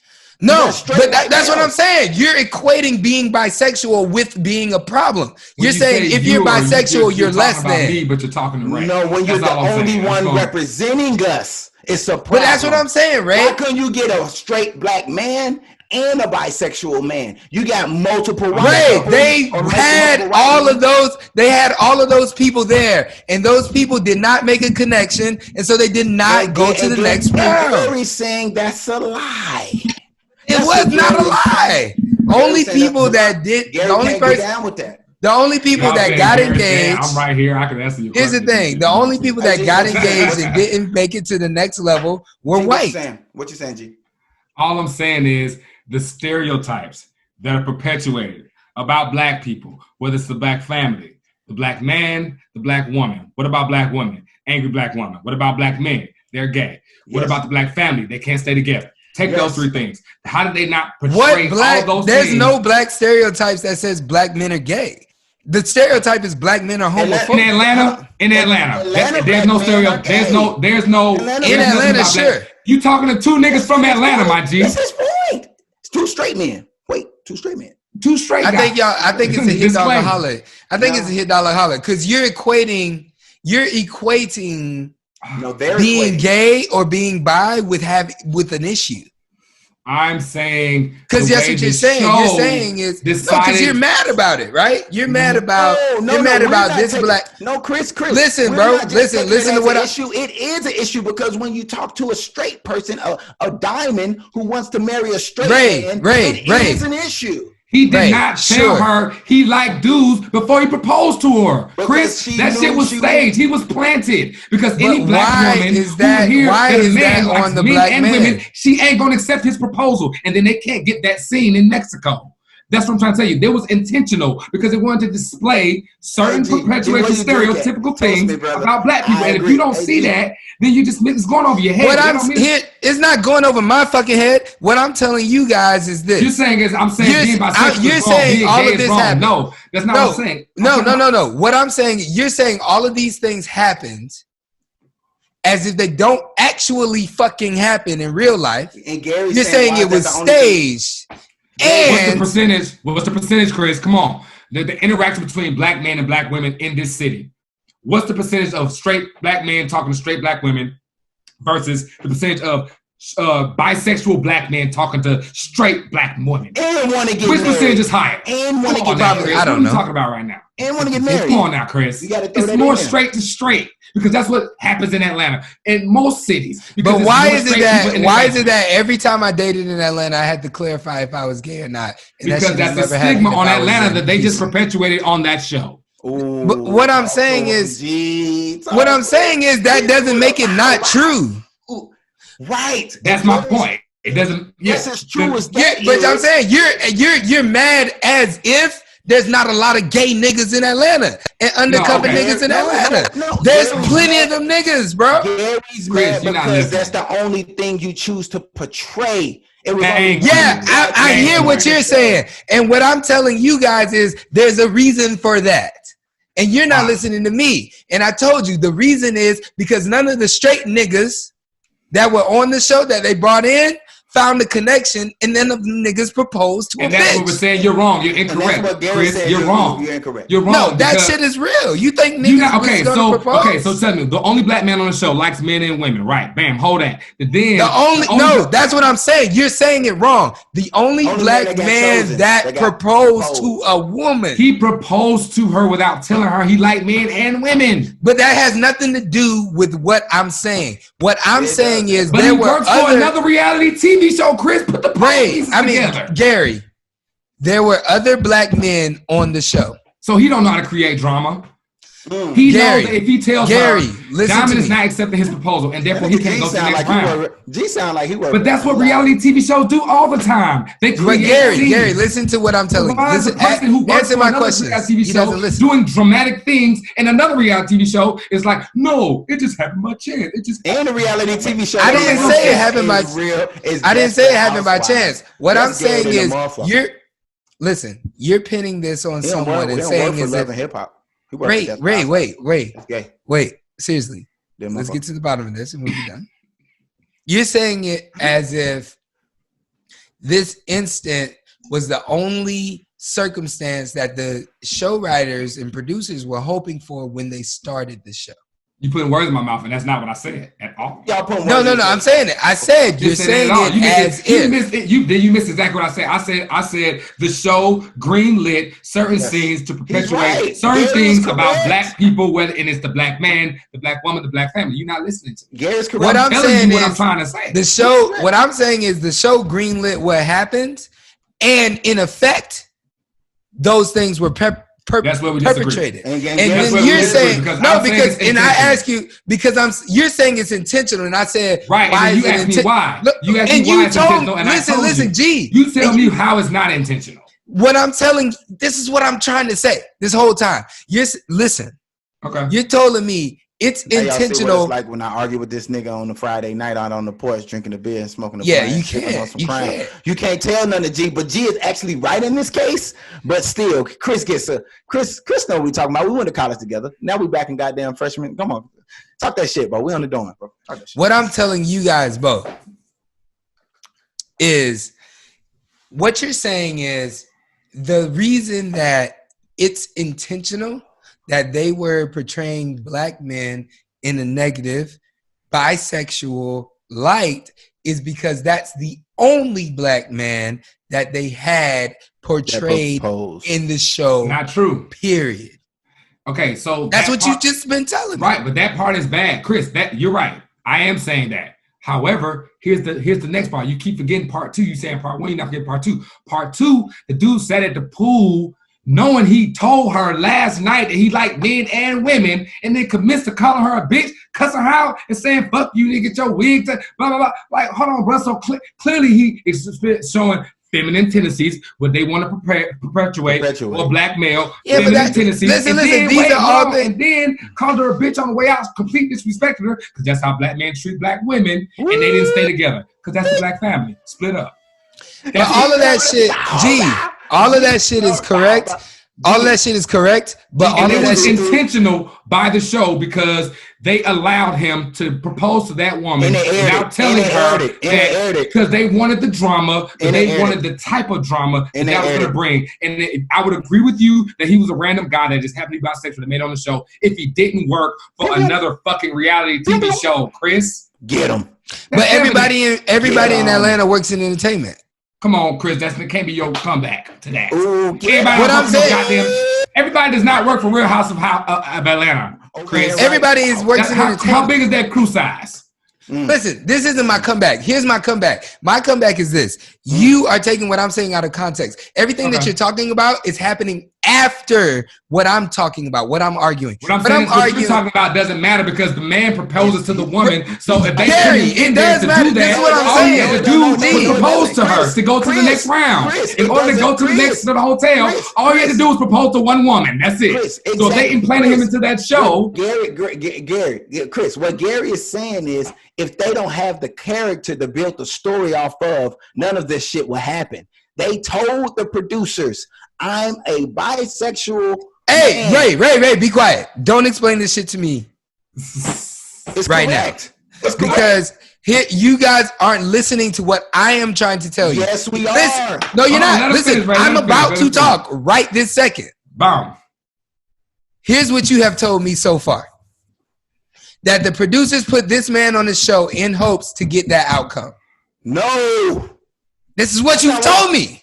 This is what you're telling me. Keep going. Hold on. That's what I'm saying. Hold on. Right, that's what I'm saying. That's exactly what you've been saying. I'll do you one further. I think that they put him there to get that outcome. That's what I'm saying. I hope he flips out on her one day. No, ain't no hoping.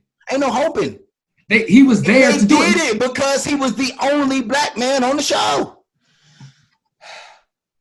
Keep going, Chris. We got to get the other couples. Language. Just change the language. We got to get the other couples, man. Change your language. No, we don't. Change your language. Yeah. Keep going. Change my language?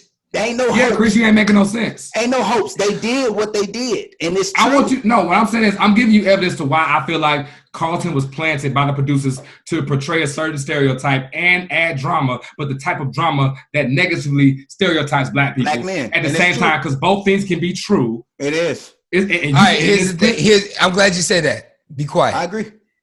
Both things can be true. Yeah. They could have planted Carlton for all of those reasons, which I agree with. And also, the other black men that were there, the other normal black men, didn't find a fucking connection to give the other side of the black stereotype. That's what the fuck I'm saying. Sure. I'm saying that because you were saying that they did this thing for Carlton, and I'm like, yes, they did this. I get it. I get what you're saying. The fact he was. What I'm saying is the other guys that were probably good guys, I just think they just didn't make a connection. So we just didn't get to see it. And so it was highly unfortunate. Pretty convenient, Chris. I know. I feel you, G.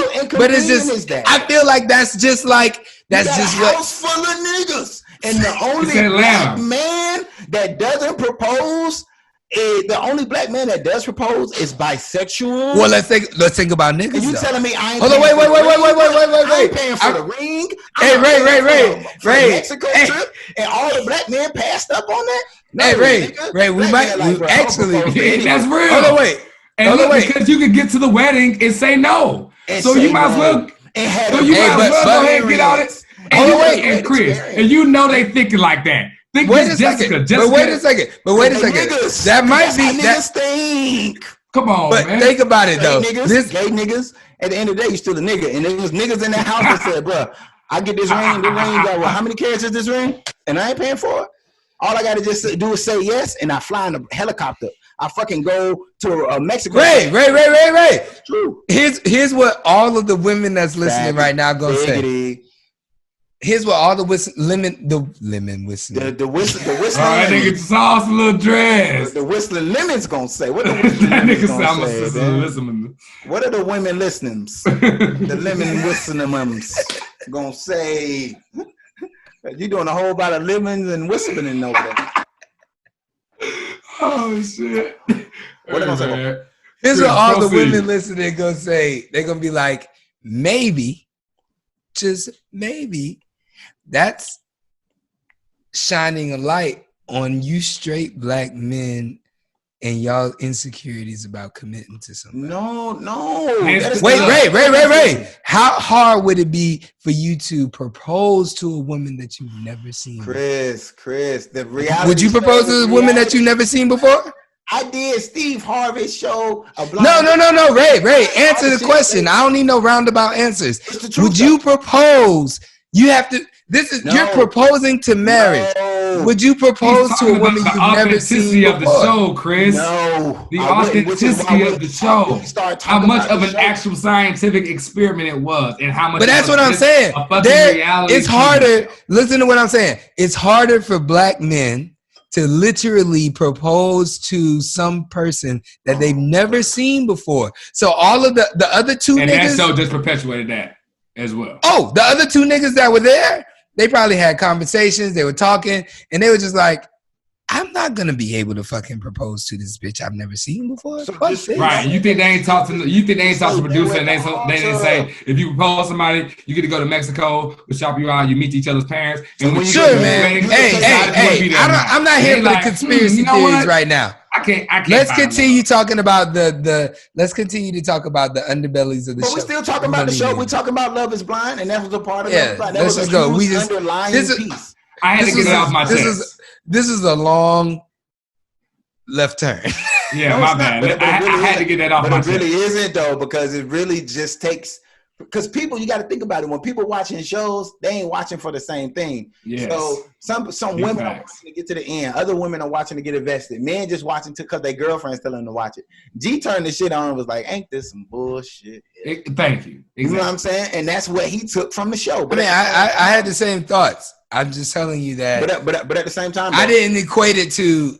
I had the same thoughts. I was like, here's the difference. I wasn't like, damn, they made this. I was like, damn, it's fucked up that the only black man. You mean they control the cuts? That's how I thought about it. They control the cuts. Right? Know what that is, right? It's a cut. When you cut to fit the scene, when they going. No, I'm just saying because there were no other black men that proposed. So I was like, damn, the only nigga that proposed had to be the bisexual. But not only that, that's what I said.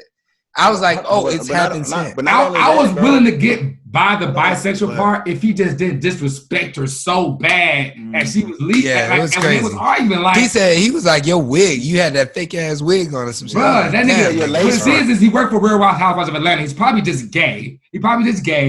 And he came on the show to get some shine. And now they was like, awesome shit. Now he about to get a spinoff. Now Carlton about to get his own show. And what I'm saying? And I just don't like what it portrayed. But we can get into I agree.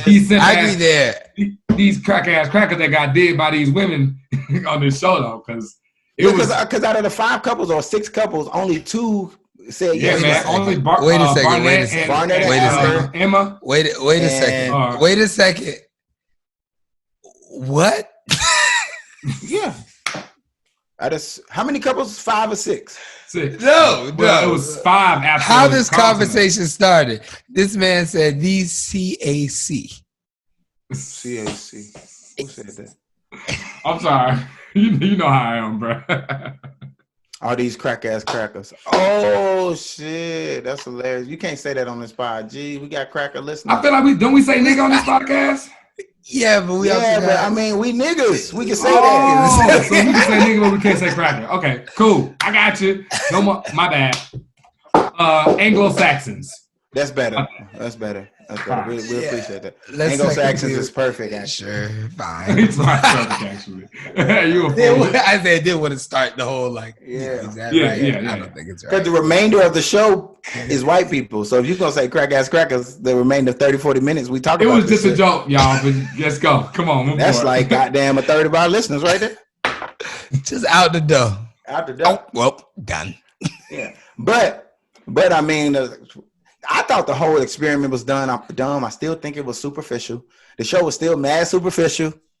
But whether it was superficial before they met or superficial after they met, Jessica said no, because soon as she saw Mark and they saw each other out the gate, she paused. When she saw that nigga and she saw how short that nigga was, she said, God damn. Then she ran to the nigga.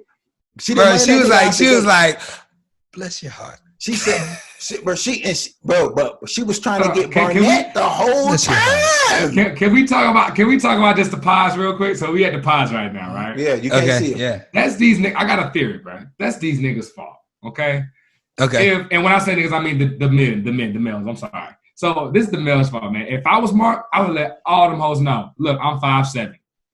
Off rip. So no, you wouldn't have. If she, no, you wouldn't. I'm just saying. So if that's I kind of propose the to point her, of the show. huh? But your height is kind of the point of the show is your height has been your hindrance. Your height has been your hindrance your whole life. So if you're 5'7", you got a complex about it, and you're not gonna divulge. Of course you do. However, about it. If I was him, to take away the surprise factor of his shortness, easy coming from a 5'11" nigga. Easy, man. 5'11" dreads grow every 3 minutes. I mean, bruh. Exactly. That nigga put that bun up. That nigga put I'm telling you, put the bun up. You goddamn 6'3", G. Fuck yeah. You talking to a nigga that he can't overcompensate for his size at all. He can't compensate, for his size at all. Right. So why would he come out the gate and say, "Hey, how you doing? My name is Mark. I'm 5'5". He proposed to the worst of them.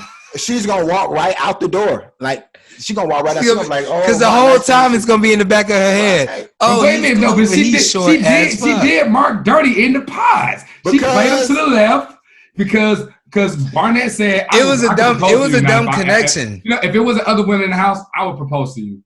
It was a dumb connection, to be honest. Barnett running the only game on that hoe. He was running game on that. He was running game on. No, you got it backwards.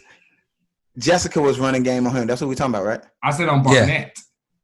I'm talking about. Oh yeah. Barnett said if there were no other women in the house, game on Jessica. Yeah. He said if there were no other women in the house, I propose to you tonight. Mm-hmm. That's running game. And then running game. I can't believe I'm doing this. She loved it. Barnett had about 4 bitches. That's how I know he didn't write his summary. That whole blurb that you read before the shit, that wasn't Barnett. Yeah. So Barnett's summary should have read. Well, I'm just saying is the next time that Jessica met with Mark, she kind of broke it off with him. She played him to the left. She said, fuck it. And then the next day, Barnett came in and said, cut it off with Jessica. And then that night, she went back to Mark and was like, I don't know what I was doing. Barnett's an asshole. Yeah, Mark was a rebound. Mark was a rebound the entire series, bro. Bruh. He was head. How funny was it when Jessica saw Barnett for the first time? I'm telling you, it was hilarious. She paused. She said, I thought my fucking screen froze. She said, then ran off. You're a fool, bro. You're a fool. Y'all gonna look at this video. She saw that nigga, bro. And then when she saw Barnett for the first time. Look at this video. When she saw Barnett for the first time, she came on herself. Every fucking time. Oh yeah, cream. Bro, so she ended up next to Barnett. Here's a good one. Pocket. So my boy Sean started watching that bitch after I had already seen it. Everybody watched it after I seen it. So I was like, text me as you're watching it, just so I can I like to know where people are in the show, blah, blah, blah. On the journey. Right. So this man, Sean, texted me, I think it was after episode 3. And he was like, I bet you everybody that ain't fucked yet ain't gonna get married. And I went back through my head and I was like, oh, fuck, he's right. And I was just like, LOL, keep watching. Yeah. Because Cam and Lauren didn't have sex. Yeah, they did. Cam and Lauren had sex on the first night. Yeah, Cam and Lauren married. Yeah, Gigi and the ginger Damien had sex. Mm-hmm. And obviously Barnett and Amber. The had only two sex. folks that have sex was Kenny and Kelly. Katie, or whatever her name is, and Kelly. then Mark and Jessica. They were the ones who, and But Jessica was the black playing couple. that nigga. They were the ones who didn't have sex, and so he texted me that shit. Couples actually got married. Yeah, or still together. I feel like Gigi did get married. All three of them are still together today. They still together though. They got back They all still together. together. You're right. That counts at the reunion. So all three of them. So it was like, so when I took that as, when he sent me that, I was like, that means that there needs to be chemistry and compatibility in relationships. And that's why we've always said this. I'm like, I've had compatibility without chemistry. I've had chemistry without compatibility. And it just has never worked. But when you find that compatibility and chemistry, because you can't control attraction, that's when it matters. You can't ignore both things. No, I mean, and that's a huge sign. I think it's fascinating that all the people that had sex actually made it. Why? Stop hiding that puss. No, but real though, if you think about it, like that's interesting. We grown. No, I'm just fucking around. Well, the thing is, it's really bad. It's a bad one because really it's 5 couples, right? Mark and Jessica. Jessica wasn't gonna fuck Mark anyway because she didn't want to be with Mark, right? So take that away. From the jump, really, that means only 3. Even in the pod. 1 out of 4 didn't smash. Kenny and Kelly. Kelly didn't want to be with Kenny either because the way they was talking to him, I thought he did smash. But Kelly said in one of them little private interviews, she said, "I'm sorry, but Kenny," after she accepted, and it's like date 2. This just like when they left. I forgot what they did. They did the boat thing, or I forgot whatever they did. Yeah. When they was laying in the bed together, and he had that red robe on, and he was really trying to fuck. And she wasn't having it. Nigga, if a nigga in the bed with a red robe on, what else he trying to do? And then she had on a t-shirt. Like she had on a t-shirt. She was so totally not dressed the way he was dressed. Like you could have undid that nigga robe and he would have been like, let's fuck. But she got layers on, and you could already tell with layers that she really just not into it. And when that happened, she said in a private interview that he's giving me best friend vibes. I don't know if you remember that shit. I don't remember that at all. I know you don't. They was all into each other, bro. She said, "I'm sorry, but Kenny has just been giving me. I love Kenny." And you know what? That just goes to the Chris point. Like you can have all the like chemistry in the world, but if you ain't got that sexual compatibility either, yeah, that's your freeze frame, Chris. I just had to take a break. Oh, okay, but that's what it said though. But that's what she said. She said, "No offense to Kenny. That last puff got a nigga, bro." Yeah, but they said they giving me back. I'll be right back. Hey, but if y'all don't remember on the reunion, Kelly was like low key saying, "I wish I would have said yes." Now her ass was single. She didn't, because she said, "I'm dating the nigga that came to the wedding." These bitches ain't shit but hoes and tricks. You don't remember that? She said, they said, "Who are you dating right now?" They was like, "Is Kelly's anybody not dating dating nobody?" Right? But yeah, she is. No, she said, "I'm dating." You thinking about who I'm thinking about? You think because Amber is with Barnett, Jessica ain't dating nobody, Diamond ain't dating nobody, Lauren is with Ken, and Geneva is with Damien. The only girl that what's his name, dude? My man got a girlfriend, and Kelly got a boyfriend. I remember Kelly saying something to the effect of, "I should have, gave a chance," or something to that effect. And then they said, "How many people in relationships that you weren't in the pods with?" And they both raised their hand, and they was like, "Tell us about your relationship." And she said, "It's actually a nigga that came to the wedding." Her best friend or something like that. Right.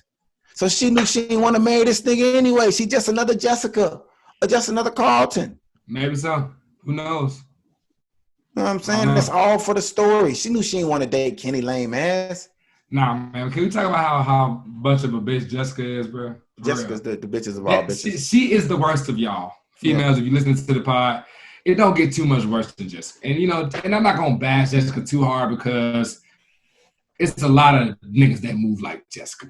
So I'm not finna come over here and cry. Tons of niggas. Tons. And I'm not gonna come over here and just kind of like girl bash Jessica. It's just good to kind of see it. It's funny to see it from the other point. Well, hold on. Let's keep it G though. Let's keep it G. We're gonna keep it G. Well, my name. Here we go. Yes, you're correct. I just want to ask this, though. Most niggas do take advantage of women because she took advantage of Mark. That's why I'm trying to tell y'all it was not Mark's fault. Mark ain't no sucker. He ain't weak. He just got taken advantage of an older woman. Can I refute that? Hold on, wait. Hold on. What I'm saying is, are y'all saying there's a lot of niggas take advantage of women? Or are y'all saying there's a lot of older niggas that take advantage of young women? No, not the age. Niggas and women, yeah. Yeah, I mean, people take advantage of people. That is what. Okay, so it ain't got nothing to do with Jessica's age. No, the only reason, not in Jessica's case. Man, it does slightly. Hey Ray, you got a light? It does. Yeah, the only reason why Jessica was able to get that shit off is because Mark was so much younger than she was. No, bro. Why he was that's not why. I think. Yeah, he just liked her, bro. That's why you say he. I'm not calling him weak or a sucker. What I am calling him is he didn't like her because she was 34. That was one of the primary. That was Mark was desperate. I just think he just liked her, bro. When you like a woman, you do shit different. He was when you 5 feet and you like a woman that's 34 and that was nice as Jessica. I just think all that other shit. Come on, hold on. Let's go through Mark's journey. I say he's desperate. Let me tell you why. Chris, bro, you giving everybody the benefit of the doubt today. You really believe in this reality TV and the shit is not that much but believe it. I've just been in his shoes. I've just liked women before. I mean, when you like women, you do shit you don't know. I'm saying, I understand. He did like Jessica. What I'm saying is, Jessica said, I really got something with Barnett. I need to see where this go. Because he said, Barnett earlier said that he would propose to her if one of the other women in the house, running game on her ass. She cut it off with Mark. She came back crying, talking about Barnett, and he took her back. Okay? He did propose to that very same woman with desperation. And then when they got to Mexico, everybody getting up to fuck. He in the bed with his jaw, and she started giving the conversation about how you not fucking. But if she knew she was with Barnett, if she was with Barnett, she would have fucked the nigga in the motherfucking first night. van on the way to the hotel. Now we talking about desperation. We talking about desperation. This woman laid in the bed with her fiance and said Barnett is sexy as fuck in this man's bed. This man went to the couch and fell asleep on the couch. Came back in the morning, she said she was drunk and he let that shit ride. And that's let the shit ride. And how many drunk did Jessica give us? She wasn't drunk. She was drunk, but she was feeling that. They always drunk, but they always drunk. She was just feeling Barnett. And when you drunk, you kind of just, I think it all boils down to like the physical attraction is always going to trump. Bruh, come on, man. Of course, but you can't even look at that though. I mean, it is too much. That's why Jessica was more attracted to I'm Barnett. just saying, not in Jessica's case because. Oh yeah, I agree with that. But what I don't understand is how come this is what I was asking G earlier. So if the black couple ain't gonna work and they don't make it past night one, how come Jessica won that? She knew she didn't like my nigga. She knew she didn't like him. Because the producer said it's more dramatic to get them out of here early because that's really dramatic. That's going to spark into episode 3. That's perfect. They're chopping their show up. They're producers. I understand that, but what I'm saying is, Jessica even took the ring off and kept that hoe on the show. That's why I say he's desperate. Kept that hoe on the show. So my man throw the ring in the water, and he's kind of settling as well. He's like, this needs to work. Yeah, but I mean, we don't want to be a conspiracy theory show about the show. She laid in talk about the you're right. But I'm just saying, Mark. It wasn't Mark's fault. It was Jessica. Jessica took advantage of a young dude. He was, bruh. It don't matter how old. A young, insecure dude. She took advantage. She said what she wanted to say. It's what Chris said. That shit was physical as fuck. Because at the end of the day, she didn't like the way that nigga looks. He was too short. Yeah. She saw Barnett. Barnett looked at Jessica and was like, "Oh, you old as fuck." And then he started playing hustle left. Yeah, it's good friends. Yeah. But I'm happy though. He wasn't really playing her to the left because Jessica was approaching him.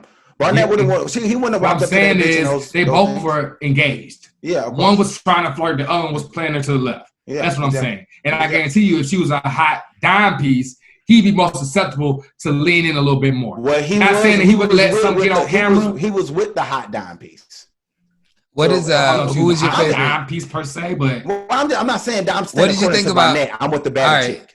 I got a question. What do you think about when Gigi told Damien that she every time that they had sex, Damien said, says that this is the best sex I ever had. And she was like, you notice how I've never said that back to you? What did you think about that? That's disrespectful. Why you think Kenny said that? That moment right there is why Kenny said no at the altar. That is why Kenny said no, not Kenny. You mean Damien. Damien, right. Yeah. That he wanted to be with her so bad. Gigi so bad. But if a bitch say that to you, you can't let it. Hold on. If a bitch say that, you can't. Hold on. If a bitch say that to you, not on the show. You see on the reunion they back together. Hold on. No. But I'm saying a bitch say that to you in millions of homes. The whole world can see this. Yeah. You diss me. Yeah. The whole world can see this. Yeah. And you diss me. That's not dissing you, bro. That's taking your dick, cutting it off, and holding it in front of you. Millions. We're in millions of homes. Hey, here's your dick. Netflix stock rose during the pandemic. Our stock is on the rise. We got 150,000. I mean, I forget how many million new subscribers they got during this pandemic. Their stock has increased. And you telling the old viewers and the new viewers that you don't like the way I fuck? No. You basically told a nigga straight to his face, I don't fuck niggas better than you. And then the way she said it, do you realize I never say the same thing to you? Which means the nigga said every time they fuck. Which is a double whammy. Which is like, not only are you not my best fuck, but I'm your best fuck. I'm your best fuck because you remind me at least 5 times. And I'm tired of it. Nigga, I know. I never say it. Nigga, I know. He said no at the altar. He said no at the altar. He had to get redemption. He had to get back on top. He couldn't go back to his homies after that shit, talking about this my wife. And she said, bruh, come on. He had to get back on top. Back at the reunion after we done everything done died down. No cameras around us no more. Here weak ass dude too though, because it's no reason you should be back with that chick though. No reason. Because the only reason you with her is because you don't think you can get some better pussy than that, and you can, my nigga. And that's what it is. She rocked that nigga world. She rocked that nigga world night one. Exactly. And you know how you know she not rocked his world? Because he told her you the best sex I ever had. Mm-hmm. That mean when you tell a bitch in the bed that you the best sex I ever had, that mean that you literally for women. Listen to the podcast. If a man lays in the bed with you after sex and says, or the next morning and says, you're the best sex I've ever had, and you look at that nigga face and you could tell he mean it. You could do anything. You could say and do anything. You can do anything you want. You can say you got his ass. You got trust me, because that nigga thinking about that shit tomorrow. He thinking about shit. And what happened is he was like, fuck that. I can't marry her. He thinking about that shit. And then they got back together off camera. He fucked his brains out again. And then they back together. Don't wait. And Damien's defense. Because I know I was just clowning this nigga. But in Damien's defense, Gigi was the craziest chick on the show. Crazy as a motherfucker. And the craziest chicks got the best. For sure. Fact. And she was Latin. It's one of the most proven. You know the Latin women have she was Venezuelan. Yeah, because he was speaking Spanish at one point in the. Wait, G. We not gonna let Ray off the hook with this. No. What I'm saying is, I wasn't trying to tell you she wasn't Latin. I'm trying to just give more context and say you're saying Latin. I'm saying she was Latin, but she was. You got more specific. Yeah, I'm more specific with it. I'm not goddamn dissing you. I'm just saying I just seen the show, so to give it more context. CD wasn't gonna let that ride either. Yeah, he wanted to hit me. That's why I called his ass. His ass, bro. God damn. Not even gonna lie. I done butt a couple of Venezuelan chicks and them nice. That's what I'm saying. They got them fat lips, boy. Them fat labias, right? I can't attest to certain things. She was crazy. Right there. But I mean, it was a great show overall. Who do you think that's gonna work? Because now you got. I think Cam and Lauren gonna work. Hold on, but I think Barnett and them gonna work. Hold on, but y'all seen the reunion episode. Why do you think Diamond accepted the whatever that ring was Carlton gave her? I don't know what the fuck that was. What was that? She was being nice. Because I can tell you why. And this is my theory. I'm just complete conjecture, just for the record. She had just became a lawyer. She was in law school. She was doing her thing. She was in law. As a lawyer, you can't be doing too much. It's bad enough she had to come on the reunion at all. but she's there. She want to kind of keep everything cordial. She gained a little weight too. She picked up a little weight. I mean, she still look good, you know, it is what it is. She a lawyer now, so I can tell it affected her, is what I'm saying. She a lawyer. She probably eating now. Them checks probably coming in real nice. I don't think it was the checks. I think it was getting embarrassed on live TV. I don't think it had nothing to do with the checks. Well, that's an assumption, right? I don't know. No, I think it has to do with getting embarrassed. Like you said, the only black woman that got embarrassed on this TV like that in front of millions of homes, she was probably with the press. She said she was getting death threats. She was getting death threats, and people was tweeting and calling and saying, "Oh, you know how the agenda roll? They heavy. The agenda heavy." Like Dave Chappelle, that community, the alphabet boys, when they come after you, you want to be loved, what you want to love. Carlton was an asshole in that scene. Right, but he was a part of the alphabet community. In the alphabet community, they're wrong. And she resorted to eating. That don't mean you're always right. That's with anybody. Yeah. Overall, though, it's a good show. It's great, man. I think what's your biggest takeaway? It's still superficial, no matter how non-superficial they want to make it. It's still what's your biggest takeaway about love, nigga? Not about the production. We didn't really talk about Barnett when he found out Amber really didn't have shit, didn't have no credit. Oh yeah, that's a good point. That can make you change. That's another aspect of that. Like, yeah, you kind of like the chick. Y'all fuck game is good. Y'all fuck chemistry is good. And you like, fuck, she ain't got no credit score. She got like 30,000. And usually some niggas don't care because they on the same boat because it's rough out here for black folks. But he white, he an engineer, so he got good credit and assets and shit like that. Because we did build that. I feel like you can build that. Yeah. With someone you can help their credit, man. It's just about sure. It's about but I bet LC, it's like what's the story it tells about the person. I bet LC was straight though. 100. Oh yeah, that's real. Her credit was straight. Yeah, the one that Barnett messed up on. Didn't choose. Yeah. I think he regret that a little bit. I think he does regret that a little bit because LC was. But they're still together though. I feel like I mean that don't mean he don't regret it. I think that my biggest takeaway from a love perspective was that there's when we talked on the last time on the pod, when we were talking about the thresholds, I just think that there has to be something to be said for chemistry, for both chemistry and compatibility. And you can't go past your minimum requirements for both of those things. And that just is what it is. Like, and then the only thing that can change that is circumstance, scenario. Like, I was talking to some, family that lived in more rural areas than I'm in. And it's like, who else am I going to talk to? And it's like, okay, that makes sense. So you try to change this person. But once you find the chemistry and the compatibility that you want, I feel like you should just go after it. What I learned from the show, I mean, that makes a lot of sense. And that's such a CD response. But what I learned from the show is I don't think love is enough or it's never. Yeah, exactly. Because so while I'm watching the show, all I'm thinking is in the pod, so many couples told their partners that they love them. That's all I kept hearing. I love you. I love you. Oh my God, baby, I love you. Oh my God, I want to just. And that's what I was saying. That was all based on compatibility. Yeah, but no matter what it was based on, it ain't enough. Because real love, though, it wasn't real. It wasn't real, and that's what I'm saying. My bad. I said it wrong. It was. I said it incorrect. It wasn't real, which is what I'm trying to tell you. It was still superficial. You know what I'm saying? Like true love, it's no way you can love a person after 5 days. No way. 6 days. However long it takes. You don't have enough information. You running it. You don't have enough information to make that assessment. You don't. And it's a cute little experiment, but. At the end of the day, when it comes to if we talk about something that's gonna last, we're gonna talk about something that's gonna last.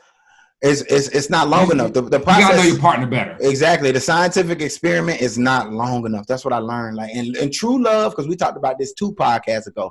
Growing together and growing in love. You mention that all the time, Chris. You probably mentioned it on 30 out of the 77 podcasts we got already. Mm-hmm. Growing in love, and the true testament of the show.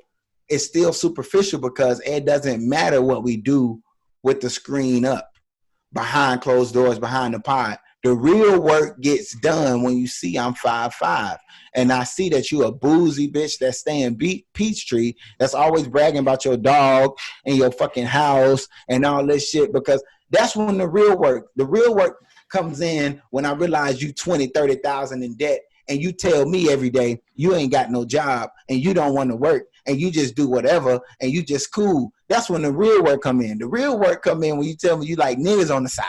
That's when the real work come in.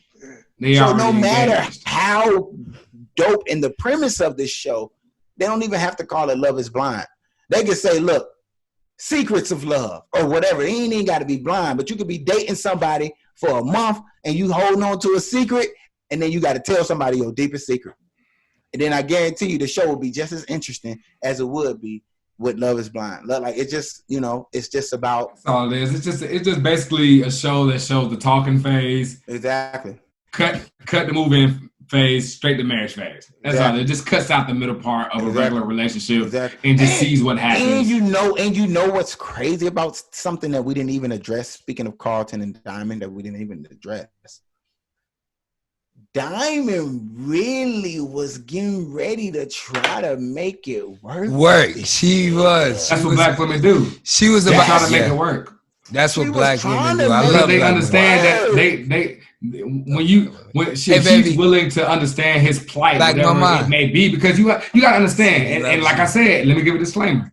I think he was playing it. Okay.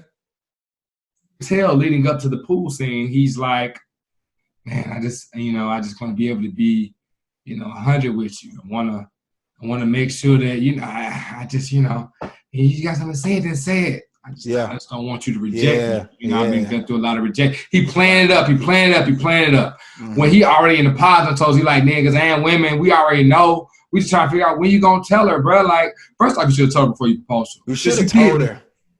And then, and listen, bro, hold on, y'all. That night, remember, the pool scene was that morning. That night, they met at the pool, and she was understanding when he told her.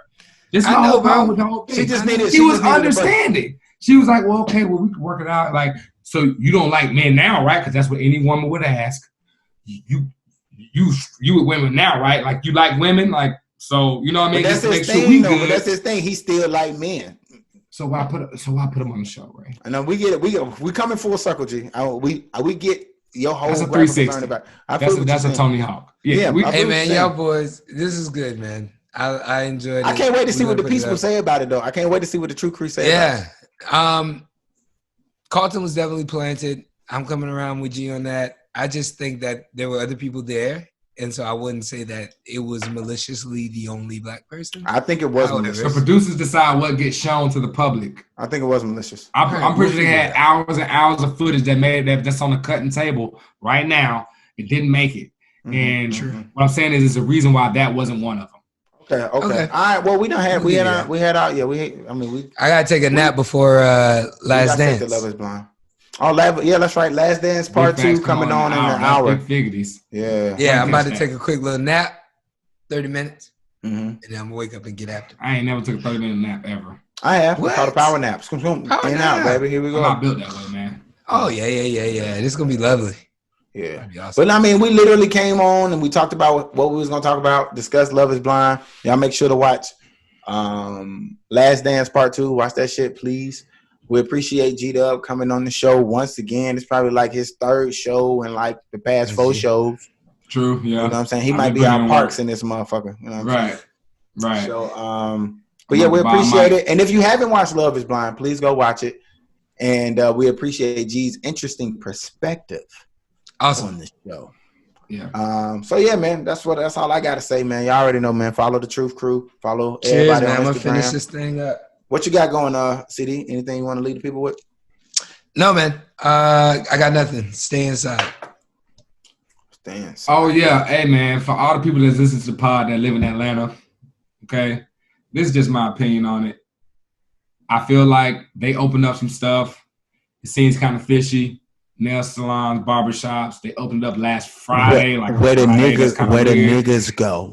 So I feel like they're trying something. I'm not going to try and go, they're trying to kill us, they're trying to do this. I don't know. What I'm saying is they up to something. So stay inside just for a minute, just to kind of when other shit start opening, that's when we going to go out. Black people. When they open the country everybody clubs, opens up. I saw a tweet the other day that said when Donald Trump getting on this plane, and when he boarded Air Force One, That's when you can get I out. saw another tweet that said, when we can do a tour in the governor's mansion, that's when we go out. Do not go out before. Because I don't know if they are plotting something, but it's better safe than sorry. We're a control group, man. Open your eyes, be aware. You saw Las Vegas mayor looking crazy talking to Anderson Cooper. Y'all saw that interview? Yeah, we saw it, bro. Come on, man. Control Open your eyes, group. We'll be bro. a control group, really? Open your third You eye, speak for bro. a lot of people. Open your third eye, bro. Hey man, check us out, BZ. We will be back soon. We got Insecure still, right? Yeah. We gotta watch that tonight too. Okay, all right. It's a bet. Last episode, my nigga Chad made his season debut, and you know we love Chad. We fuck with Chad. We fuck with Chad long way, bro. Heavy. All right, man. BZ, Truth Crew. We love you guys. G, thanks for coming on the pod again. Indeed. And we didn't really come to any conclusions, but hey, we're good. We just discussed the show. We're gonna let the people Truth Crew. They're gonna come up with the conclusion. Let that shit marinate, bro. We just get a material. We just get a material. That's all. We Let them professors. think about it. Hey, We professors, man. The True Crew IQ on 30,000. You already know. You dig. They gonna Do have the right somebody thing, on my point. and if you do the wrong thing, do it the right way. Here we go. Here we go.